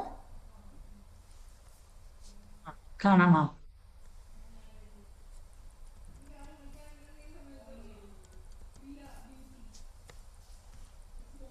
ഓക്കെ, ഇതാണ് നോർമൽ സൈനസ് റിതം. നമുക്കറിയാം കണ്ടക്ഷൻ സിസ്റ്റം എങ്ങനെയാണ്. മീൻസ് ഇമ്പൾസ് SA നോഡിൽ നിന്നും AV നോഡ്, AV നോഡിൽ നിന്നും bundle of of the ventricle. ഇത്രയും കംപ്ലീറ്റ് ആകുമ്പോഴാണ് atrial and ventricular contraction complete ആകുന്നത്. സോ അതിന് എന്തെങ്കിലും ഒരു ഡിലേ വരുവാന്നുണ്ടെങ്കിൽ അതിനാണ് എന്ന് പറയുന്നത് ഹാർട്ട് ബ്ലോക്ക് എന്ന് പറയുന്നത്. ഓക്കെ, ഇനി വേറൊന്ന് നമുക്കറിയാം, ബ്ലഡ് സർക്കുലേഷനും അറിയാം, നോർമൽ സർക്കുലേഷൻ. ഏട്രിയം കൺട്രാക്ട് ചെയ്യുന്നു, ഫോളോഡ് ടു വെൻട്രിക്കുലർ കൺട്രാക്ഷൻ, അത് കഴിഞ്ഞിട്ട് വെൻട്രിക്കുലർ റിലാക്സേഷൻ ചെയ്യുന്നുണ്ട്. അതിൽ ഏട്രിയൽ കൺട്രാക്ഷൻ ഏത് വേവാണ് ഡിനോട്ട് ചെയ്യുന്നത്? ഏട്രിയൽ കൺട്രാക്ഷൻ ഏട്രിയൽ കൺട്രാക്ട് ചെയ്യുന്ന സമയത്ത് ഏട്രിയൽ ഡീപോളറൈസേഷൻ ചെയ്യുന്ന സമയത്ത് ഏത് വേവാണ് ജനറേറ്റ് ആവുന്നത്? ECGയിൽ നമുക്ക് ഗ്രാഫിക് റെക്കോർഡ് എടുക്കുമ്പോൾ അതിലുള്ള ഏത് വേവ് ആണ് റെപ്രസെന്റ് ചെയ്യുന്നത്? Atrial depolarisation P wave. Okay, QRS complex denotes ventricular contraction, contraction അല്ലെങ്കിൽ വെൻട്രിക്കുലർ ഡീപോളറൈസേഷൻ. ഇനി T wave denotes ventricular repolarisation. Okay, relaxation, repolarisation, depolarisation means contraction. Okay, അപ്പം ഈ ആദ്യം കാണിച്ചിരിക്കുന്നത് ഒരു നോർമൽ സൈനസ് റിതമാണ്. P വേവ്, അത് കഴിഞ്ഞിട്ട് QRS complex, then T wave. Okay, ഇനി ഇത് റെഗുലർ പാറ്റേൺ ആണ്. അതായത് എല്ലാം P വേവ് കഴിഞ്ഞിട്ട് നമുക്ക് ഒരു ECG കിട്ടുമ്പോൾ നമ്മൾ ആദ്യം നോക്കേണ്ടത് എന്താണ്? അത് റിതം റെഗുലർ ആണോ എന്ന് നോക്കുക. ദെൻ എല്ലാ QRS കോംപ്ലക്സിന് മുന്നേയും P വേവ് ഉണ്ടോ എന്ന് നോക്കുക. ഇതാണ് നമ്മൾ നോക്കേണ്ടത്. പിന്നെ PR ഇന്റർവെൽ, ഈ 3 കാര്യങ്ങളാണ് മെയിനായിട്ട് നോക്കേണ്ടത്. ഓക്കെ, ഇവിടെ വരുമ്പോഴത്തേക്കും പിന്നെ നമുക്ക് ECG തന്നെ ഹാർട്ട് റേറ്റ് കൗണ്ട് ചെയ്യാം രണ്ടർത്ഥത്തിൽ. ഒന്ന്, നമുക്ക് തന്നേക്കുന്ന ഒരു 60 സെക്കൻഡ് അല്ലെങ്കിൽ 1 മിനിറ്റ് ECG സ്ട്രിപ്പ് ആയിരിക്കും തന്നേക്കുന്നത്. സോ അതിനകത്ത് എത്ര R വേവ് ഉണ്ട്? ഇതാണ് R. Okay, QRST. ഇപ്പം എത്ര R വേവ് ഉണ്ട് അത് ഇൻറ്റു 10 കൊടുക്കുമ്പോൾ നമുക്ക് ഹാർട്ട് റേറ്റ് കൗണ്ട് ചെയ്യാം. എത്ര R വേവ് ഇൻറ്റു ഇതിൽ എത്ര R വേവ് ഉണ്ട് കൗണ്ട് ചെയ്ത്? സൈനസ് റിതത്തിലല്ലേ മാം? ഏതിൽ വേണമെങ്കിലും 1 2 3 4 5 6 7 8 8 × 10 80. ഓക്കെ, അപ്പം എത്രയാണോ R വേവ് കിട്ടുന്നത് അത് ഇൻറ്റു 10 കൊടുക്കും, നമുക്ക് ഹാർട്ട് റേറ്റ് കൗണ്ട് ചെയ്യാം. അതല്ല എന്നുണ്ടെങ്കിൽ വേറൊന്ന് 300 divided by number of large square between RR interval. അതായത് ഇതിപ്പോൾ സപ്പോസ് ഇതൊരു ആർ വേവ്, ഇതൊരു ആർ വേവ്. ഈ രണ്ട് ആർ വേവിനിടയ്ക്ക് എത്ര ലാർജ് സ്ക്വയർ ഉണ്ട് അതിന് 300 കൊണ്ട് ഡിവൈഡ് ചെയ്യാം. ഓക്കെ, 1 2 3 4 5 6 300 ഡിവൈഡ് ബൈ 6 എത്രയാണോ കിട്ടുന്നത് അത്രയാണ് പേഷ്യൻറ്റിൻ്റെ ഹാർട്ട് റേറ്റ്. മനസ്സിലായോ? അതിന് രണ്ടർത്ഥത്തിൽ. മുകളിലും താഴെ എടുക്കണം അല്ലേ മാം? ആറിന്റെ ഉള്ളിൽ വരുന്നത്. ഈ ആർ വേവ് ആ ഇതിനിടയ്ക്ക്, ഈ ആറിനിടയ്ക്ക് എത്ര ലാർജ് സ്ക്വയേഴ്സ് ആണുള്ളത് അത് വെച്ചിട്ട് ഡിവൈഡ് ഓക്കെ ചെയ്യാം. ഓക്കെ. ഓക്കെ, ദെൻ വേറൊന്ന് സൈനസ് ടക്കിക്കാർഡിയ. ടക്കിക്കാർഡിയ എന്ന് വെച്ചാൽ റിതം റെഗുലർ ആണ്, പക്ഷെ ഹാർട്ട് കൺട്രാക്ട് ചെയ്യുന്ന റേറ്റ് ഫാസ്റ്റ്. ഓക്കെ, ഫാസ്റ്റ് ആയിട്ട്, ബട്ട് അറ്റ് റെഗുലർ ഇന്റർവെൽ. ഇനി സൈനസ് ബ്രാഡിക്കാർഡിയ എന്ന് പറയുമ്പോൾ റെഗുലർ ഇന്റർവെൽ ആണ്, ബട്ട് ഹാർട്ട് കൺട്രാക്ട് ചെയ്യുന്നത് സ്ലോ ചെയ്യുന്നു, അത്രേ ഉള്ളൂ. പമ്പിങ്, ഹാർട്ടിൽ ബ്ലഡ് പമ്പ് ഔട്ട് ചെയ്യുന്നത് വളരെ സ്ലോലി ആയിട്ട്. ഇത് നമ്മളിങ്ങനെ ഇന്റർവെല് എത്രയാന്ന് കൗണ്ട് ചെയ്ത് അതിന് 10 കൊണ്ട് മൾട്ടിപ്ലൈ ചെയ്ത് അതിന്റെ റേറ്റ് എടുത്ത് നമുക്ക് കണ്ടുപിടിക്കാൻ പറ്റില്ലേ? അല്ല, കൺഫേം ചെയ്യാൻ വേണ്ടിയിട്ട്. ക്വസ്റ്റ്യൻ നോക്ക്, എന്ത് ക്വസ്റ്റ്യൻ ആണോ ചോദിച്ചേക്കുന്നത് അതനുസരിച്ചിട്ട് ആൻസർ ചെയ്യുക. യൂഷ്വലി ഇപ്പൊ ഇങ്ങനെ ചിലപ്പോൾ തന്നേക്കും, ഇപ്പോൾ ഒരു ECG സ്ട്രിപ്പ് തന്നിട്ട് ഹാർട്ട് റേറ്റ് എത്രയാണെന്ന് നോക്കാൻ തന്നേക്കും. ഓക്കെ, ഈസി ആർ വേവിന്റെ എണ്ണം നോക്കിയിട്ട് × 10 കൊടുക്കുക എന്നാണ് കറക്റ്റ്. മീൻസ് ഈസി എത്ര ഒരു 60 സെക്കൻഡ് ECGയിൽ എത്ര ആർ വേവ് ഉണ്ട് അതിന് × 10 കൊടുക്കുക. നമ്മളിപ്പം EDD നമുക്ക് 2 തരത്തിൽ കാൽക്കുലേറ്റ് ചെയ്യും. ഒന്ന് 9 months + 7 days അങ്ങനെ കൊടുക്കാം. അതല്ലെങ്കിൽ വേറൊരു മെത്തേഡുണ്ട്, -2 + അങ്ങനെ, അതായത് 2 മാസം കുറച്ച് നോക്കുക, അങ്ങനെ ഒരെണ്ണമുണ്ട്. അതിൽ ഏതാണോ ഈസി അത് അനുസരിച്ച് ചെയ്യുക. ഇവിടെ വന്നിട്ട് better number of R wave count ചെയ്തിട്ട് × 10 കൊടുക്കുക, എത്രയാണോ അത് കിട്ടുന്നത് അത് ഹാർട്ട് റേറ്റ്. അങ്ങനത്തെ ക്വസ്റ്റ്യൻസ് വളരെ റെയർ ആയിട്ട് ഞാനൊരു മെത്തേഡ് പറഞ്ഞു തന്നേ ഉള്ളൂ കേട്ടോ. ചിലപ്പോൾ ഇങ്ങനെ ഇപ്പോൾ സപ്പോസ് രണ്ടാമത്തെ ECG എടുത്ത് അതിൻ്റെ അടുത്ത് ഇപ്പം ഇങ്ങനെ ഒരു ECG തന്നിട്ട് ഹാർട്ട് റേറ്റ് എത്രയാണ് കൗണ്ട് ചെയ്യുക, എത്രയാണ് ഹാർട്ട് റേറ്റ് എന്ന് വെച്ചാൽ ചിലപ്പോൾ അതിൻ്റെ എന്താണ് നമ്പേഴ്സ് സിമ്പിൾ മൾട്ടിപ്പിൾ ചോയ്സ് ആയിട്ട് വരും, അത്രയൊക്കെ ഉള്ളൂ. അതാണ്. പക്ഷെ ചോദിക്കുന്ന അതൊന്നും അല്ല ചോദിക്കുന്നത്, ബാക്കി ഈ താഴോട്ട് കിടക്കുന്നതാണ് ക്വസ്റ്റ്യൻസ് ആസ്കിങ് ഏരിയാസ്. ഓക്കെ, ഇനി ഏട്രിയൽ ഫിബ്രിലേഷനകത്ത് എന്താ സംഭവിക്കുന്നത്? ഏട്രിയൽ ഫിബ്രിലേഷനകത്ത് ഏട്രിയം കൺട്രാക്ഷൻ കംപ്ലീറ്റ് ആകത്തില്ല, ഇങ്ങനെ ഷിവർ ചെയ്തുകൊണ്ടിരിക്കും. സോ അവിടെ ബ്ലഡിന്റെ പൂളിംഗ് ഉണ്ടാവും, ക്ലോട്ട് ഉണ്ടാകാനുള്ള ചാൻസ് കൂടുതലാണ്. ഈ atrial fibrillation, atrial flutter, ventricular fibrillation, ഇത് മൂന്നിനകത്തും ബ്ലഡ് പൂളിംഗ് ചാൻസ് ഉണ്ട്. മൂന്നിലും ആന്റികോയാഗുലന്റ് തെറാപ്പി ആവശ്യമാണ്. ഓക്കെ, സോ പിന്നെ ഏട്രിയൽ ഫിബ്രിലേഷനകത്ത് നോക്കിയാൽ മതി. ഇവിടെ നമുക്ക് P വേവ് നമുക്ക് ഐഡന്റിഫൈ ചെയ്യാൻ പറ്റത്തില്ല. P വേവ്, കാരണം P വേവ് നമുക്ക് ഐഡന്റിഫൈ കിട്ടത്തില്ല. ഏട്രിയം അങ്ങനെ ഷിവർ ചെയ്തുകൊണ്ടിരിക്കുക, കംപ്ലീറ്റ് ചെയ്യാൻ മാത്രമേ P വേവ് കിട്ടത്തുള്ളൂ. അതുപോലെ തന്നെ ഏട്രിയൽ ഫ്ലട്ടറിനകത്ത് കാണുന്നതെന്ന് വെച്ചാലും സെയിം തന്നെയാണ്, പക്ഷേ ഇവിടെ കുറച്ചുകൂടെ ഇവിടെ rate it can reach up to 250 to 300 വരെ പോവാം ഏട്രിയൽ ഫിബ്രിലേഷനകത്ത്. ഏട്രിയൽ ഫ്ലട്ടറിനകത്ത് ക്യാൻ ഗോ അപ് ടു 150 വരെ പോകാം. ബട്ട് ഇവിടുത്തെ സോ ടൂത്ത് പാറ്റേൺ ആയിരിക്കും ഏട്രിയൽ ഫ്ലട്ടറിൽ കാണുന്നത്. ഇത് കണ്ടോ, P വേവ് നമുക്കത് മീൻസ് ഐഡന്റിഫൈ ചെയ്യാനേ പറ്റത്തില്ല. ഇവിടെയും സോ ടൂത്ത് പാറ്റേൺ ആണ്. ഇവിടെയും P വേവ് ഇല്ല, ഇതിലും P വേവ് ഇല്ല. പക്ഷെ വേവിന്റെ ഇത് ഇത്തിരി വ്യത്യാസമുള്ള ഏട്രിയൽ ഫിബ്രിലേഷൻ. ഇത് അത്ര റെഗുലർ, ഇത് കണ്ടോ, റെഗുലർ ആർ വേവാ. ഓക്കെ, ഇവിടെ വരുമ്പോഴത്തേക്കും എനിക്ക് അതിന്റെ തിയറി ഉണ്ടായിരുന്നു. ഞാൻ നാളെ അതിന്റെ ഡീറ്റെയിൽ ആയിട്ട് പറഞ്ഞുതരും. ഇപ്പം ജസ്റ്റ് അതിന്റെ കറക്റ്റ് പോയിന്റ് മാത്രം പറഞ്ഞു പോകാമേ. ഇനി വെൻട്രിക്കുലർ ഫിബ്രിലേഷനകത്തും സെയിം തന്നെയാണ്. വെൻട്രിക്കിൾ ക്യൂർ ചെയ്യുന്നു, അവിടെ ത്രോംബസ് ഉണ്ടാകാനുള്ള ചാൻസ് കൂടുതലാണ്.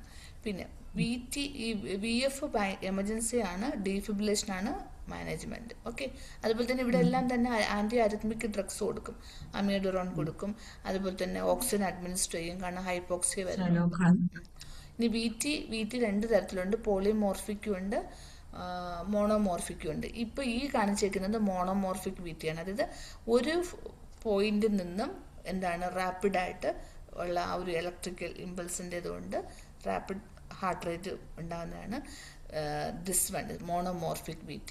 ഇനി പോളിമോർഫിക്കിനകത്ത് ഈ ഒരു റിതം തന്നെ അതിങ്ങനെ വേരിയബിൾ ഇതിലേക്ക്, ഈ താഴത്തെ ഈ ടോർസാഡ്സി പോയിന്റ് കണ്ടോ, ഇതുപോലെ വേരിയൽ പീരീഡിലായിരിക്കും ഈ ഹാർട്ട് റേറ്റിന്റെ കൺട്രാക്ഷൻ, വെൻട്രിക്കിളിന്റെ കൺട്രാക്ഷൻ നടക്കുന്നത്.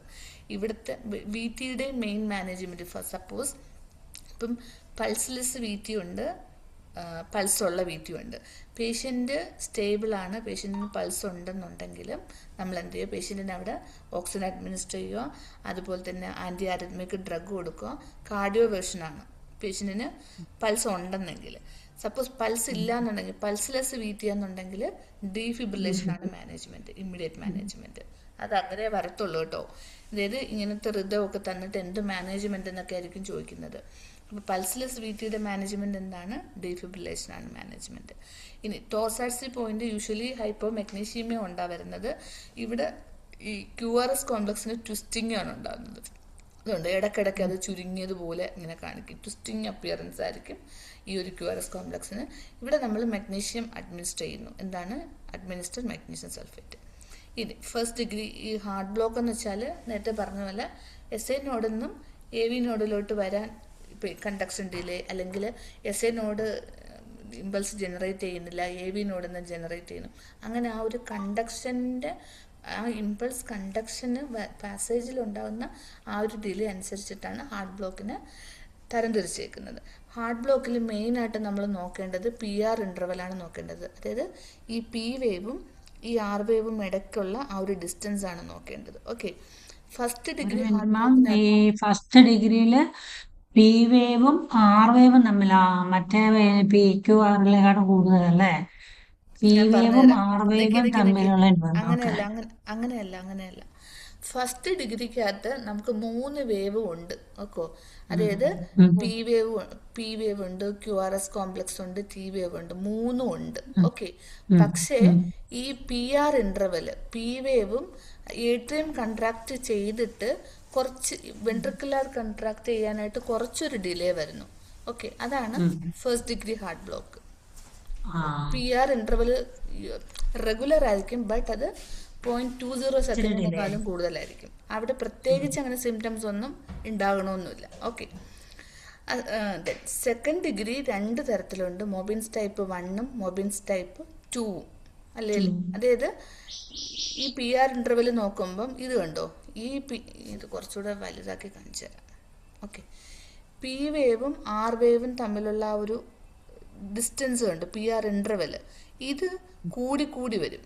ഇതിനകത്ത് ഇച്ചിരി duration, this one is long, this one is longer, പിന്നെ ഒരു വെങ്കി ബാക്ക് എന്ന് വെച്ചാൽ മിസ്ഡ് QRS കോംപ്ലക്സ് അവിടെ മിസ്സാകുന്നുണ്ട്. അതായത് ഏട്രിയം കൺട്രാക്ട് ചെയ്യുന്നുണ്ട്, അത് കഴിഞ്ഞ് ഇച്ചിരി സമയം കഴിഞ്ഞിട്ടായിരിക്കും വെൻട്രിക്കിൾ കൺട്രാക്ട് ചെയ്യുന്നത്.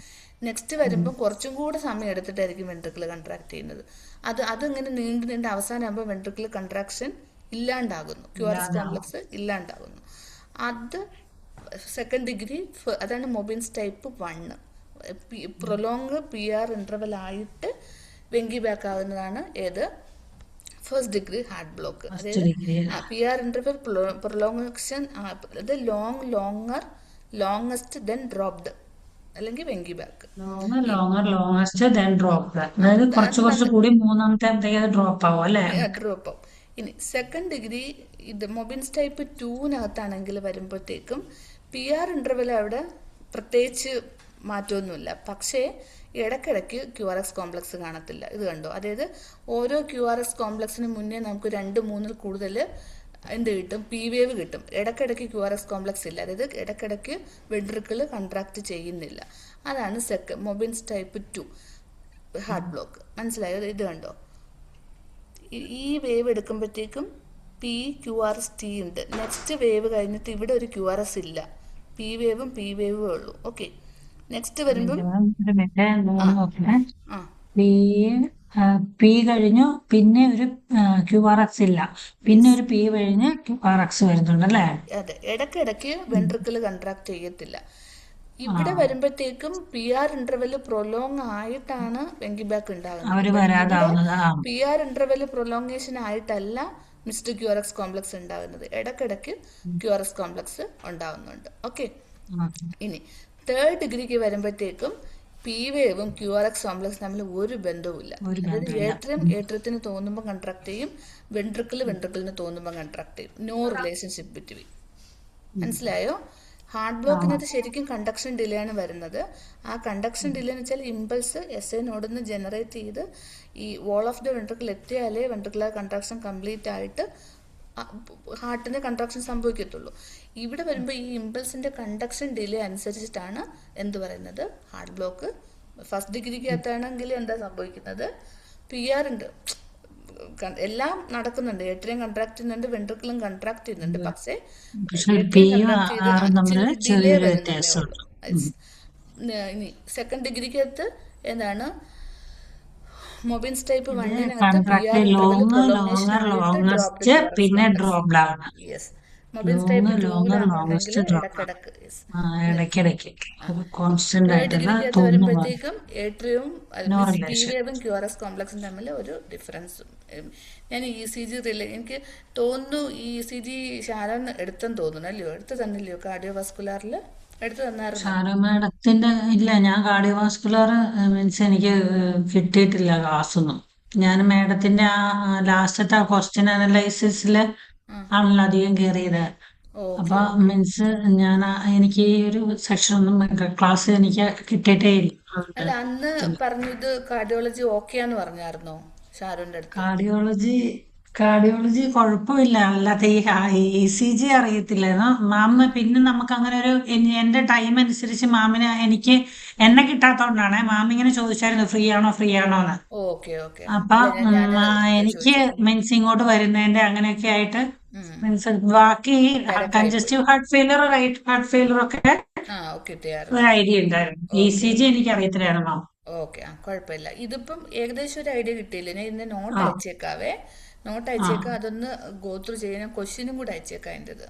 ഉം, എന്നിട്ട് ഉം. ഇപ്പം ഇ സി ജി ഇതിപ്പം എക്സാമിന് വരുമ്പം ഈ ഗ്രാഫ് തന്നിട്ട് അതിൻ്റെ മാനേജ്മെൻ്റ് ഒക്കെ ആയിരിക്കും ചിലപ്പോൾ ചോദിക്കുന്നത്. അപ്പം ഗ്രാഫ് എന്താ നമ്മൾ ഐഡൻറ്റിഫൈ ചെയ്യുക, VT ആണോ VF ആണോ ഇനി ഹാർട്ട് ബ്ലോക്ക് ആണോ എന്ന് കറക്റ്റായിട്ട് ഐഡൻറ്റിഫൈ ചെയ്ത AF ആണോ. AFനകത്തൊക്കെ ചിലപ്പം ഗ്രാഫ് തന്നിട്ട് ചിലപ്പം ത്രോംബസിനൊക്കെ പറ്റിയായിരിക്കും ചോദിക്കുന്നത്, അല്ലെങ്കിൽ വാർഫാരിൻ തെറാപ്പി ആയിരിക്കും ചിലപ്പോൾ ചോദിക്കുന്നത്. പക്ഷെ നമുക്കത് കണ്ടീഷൻ അറിയാമെങ്കിൽ മാത്രമേ നമുക്ക് അതിന് ആൻസർ ചെയ്യാൻ പറ്റത്തുള്ളൂ. എനിവേ ഞാനിത് ആ ഗ്രൂപ്പിൽ ഇട്ടിട്ടുണ്ട് ഈ ഈ ഒരു ഗ്രാഫിൻ്റെ ആ പിക്ചർ. ഈ ഓക്കെ. VF-ൽ മാത്രം നമ്മള് VF അല്ല VT, അതിനകത്ത് നമ്മൾ ഈ കൊയാഗുലൻസ് കൊടുക്കുന്നില്ല അല്ലേ? ഈ വീറ്റിക്കകത്ത് എന്താണ് കൺട്രാക്ഷൻ, അത് ഫാസ്റ്റ് ആയിട്ട് നടക്കുന്നുണ്ടെന്നേ ഉള്ളൂ. വെൻട്രിക്കിൾ പമ്പ് ആ ചെയ്യുന്നുണ്ട്, ബട്ട് അത് ഫാസ്റ്റ് ആയിട്ട് നടക്കും അവിടെ. പക്ഷെ ബാക്കിക്കകത്ത് കൺട്രാക്ഷൻ കംപ്ലീറ്റ് ആകുന്നില്ല. ഷിവറിങ് റാപ്പിഡ് ആയിട്ട് ഇങ്ങനെ കൺട്രാക്ട് ഷിവറിങ്. ചെയ്യുന്നുണ്ട്, പമ്പിങ് കാർഡിയക് ഔട്ട്പുട്ട് അവിടെ കുറവാണ്. സോ എന്താണ്, പൂളിങ് ഓഫ് ബ്ലഡ് ഉണ്ടാകുന്നു, ക്ലോട്ട് ഉണ്ടാകാനുള്ള റിസ്ക് കൂടുതലാണ്. ഇപ്പം ഈ AF ആണെങ്കിലും ഏട്രിയൽ ഫ്ലട്ടർ ആണെങ്കിലും വെൻട്രിക്കുലർ ഫിബ്രിലേഷൻ ആണെങ്കിലും അവിടെ മീൻസ് കൺട്രാക്ഷൻ അവിടെ കംപ്ലീറ്റ് ആകുന്നില്ല, ജസ്റ്റ് ഷിവർ ചെയ്ത് ഇങ്ങനെ ഇരിക്കുന്നുള്ളൂ. സോ ബ്ലഡ് എന്ത് ചെയ്യുന്നുണ്ട്, പൂളിങ് ആവുന്നുണ്ട്. ഓക്കെ. എനിവേ ഇത് എനിക്ക് തോന്നുന്നു കുറച്ചൊരു ഐഡിയ കിട്ടിയെന്ന് തോന്നുന്നു. ഓക്കെ, ഒന്നും കൂടെ ഇതൊന്ന് ഞാൻ എൻ്റെ നോട്ട് അയച്ചു തരാം, ഒന്ന് വായിച്ചേക്കണേടാ. സമയമായി, അതാ ആ ഇവിടെ 12 മണി ആവാൻ പോവാ. ആ ആ മാം. ഓക്കെ. അപ്പൊ അപ്പം ഇന്ന് വൈകുന്നേരം കാണാം. മാം കിടന്നോ? സമയമായില്ലേ?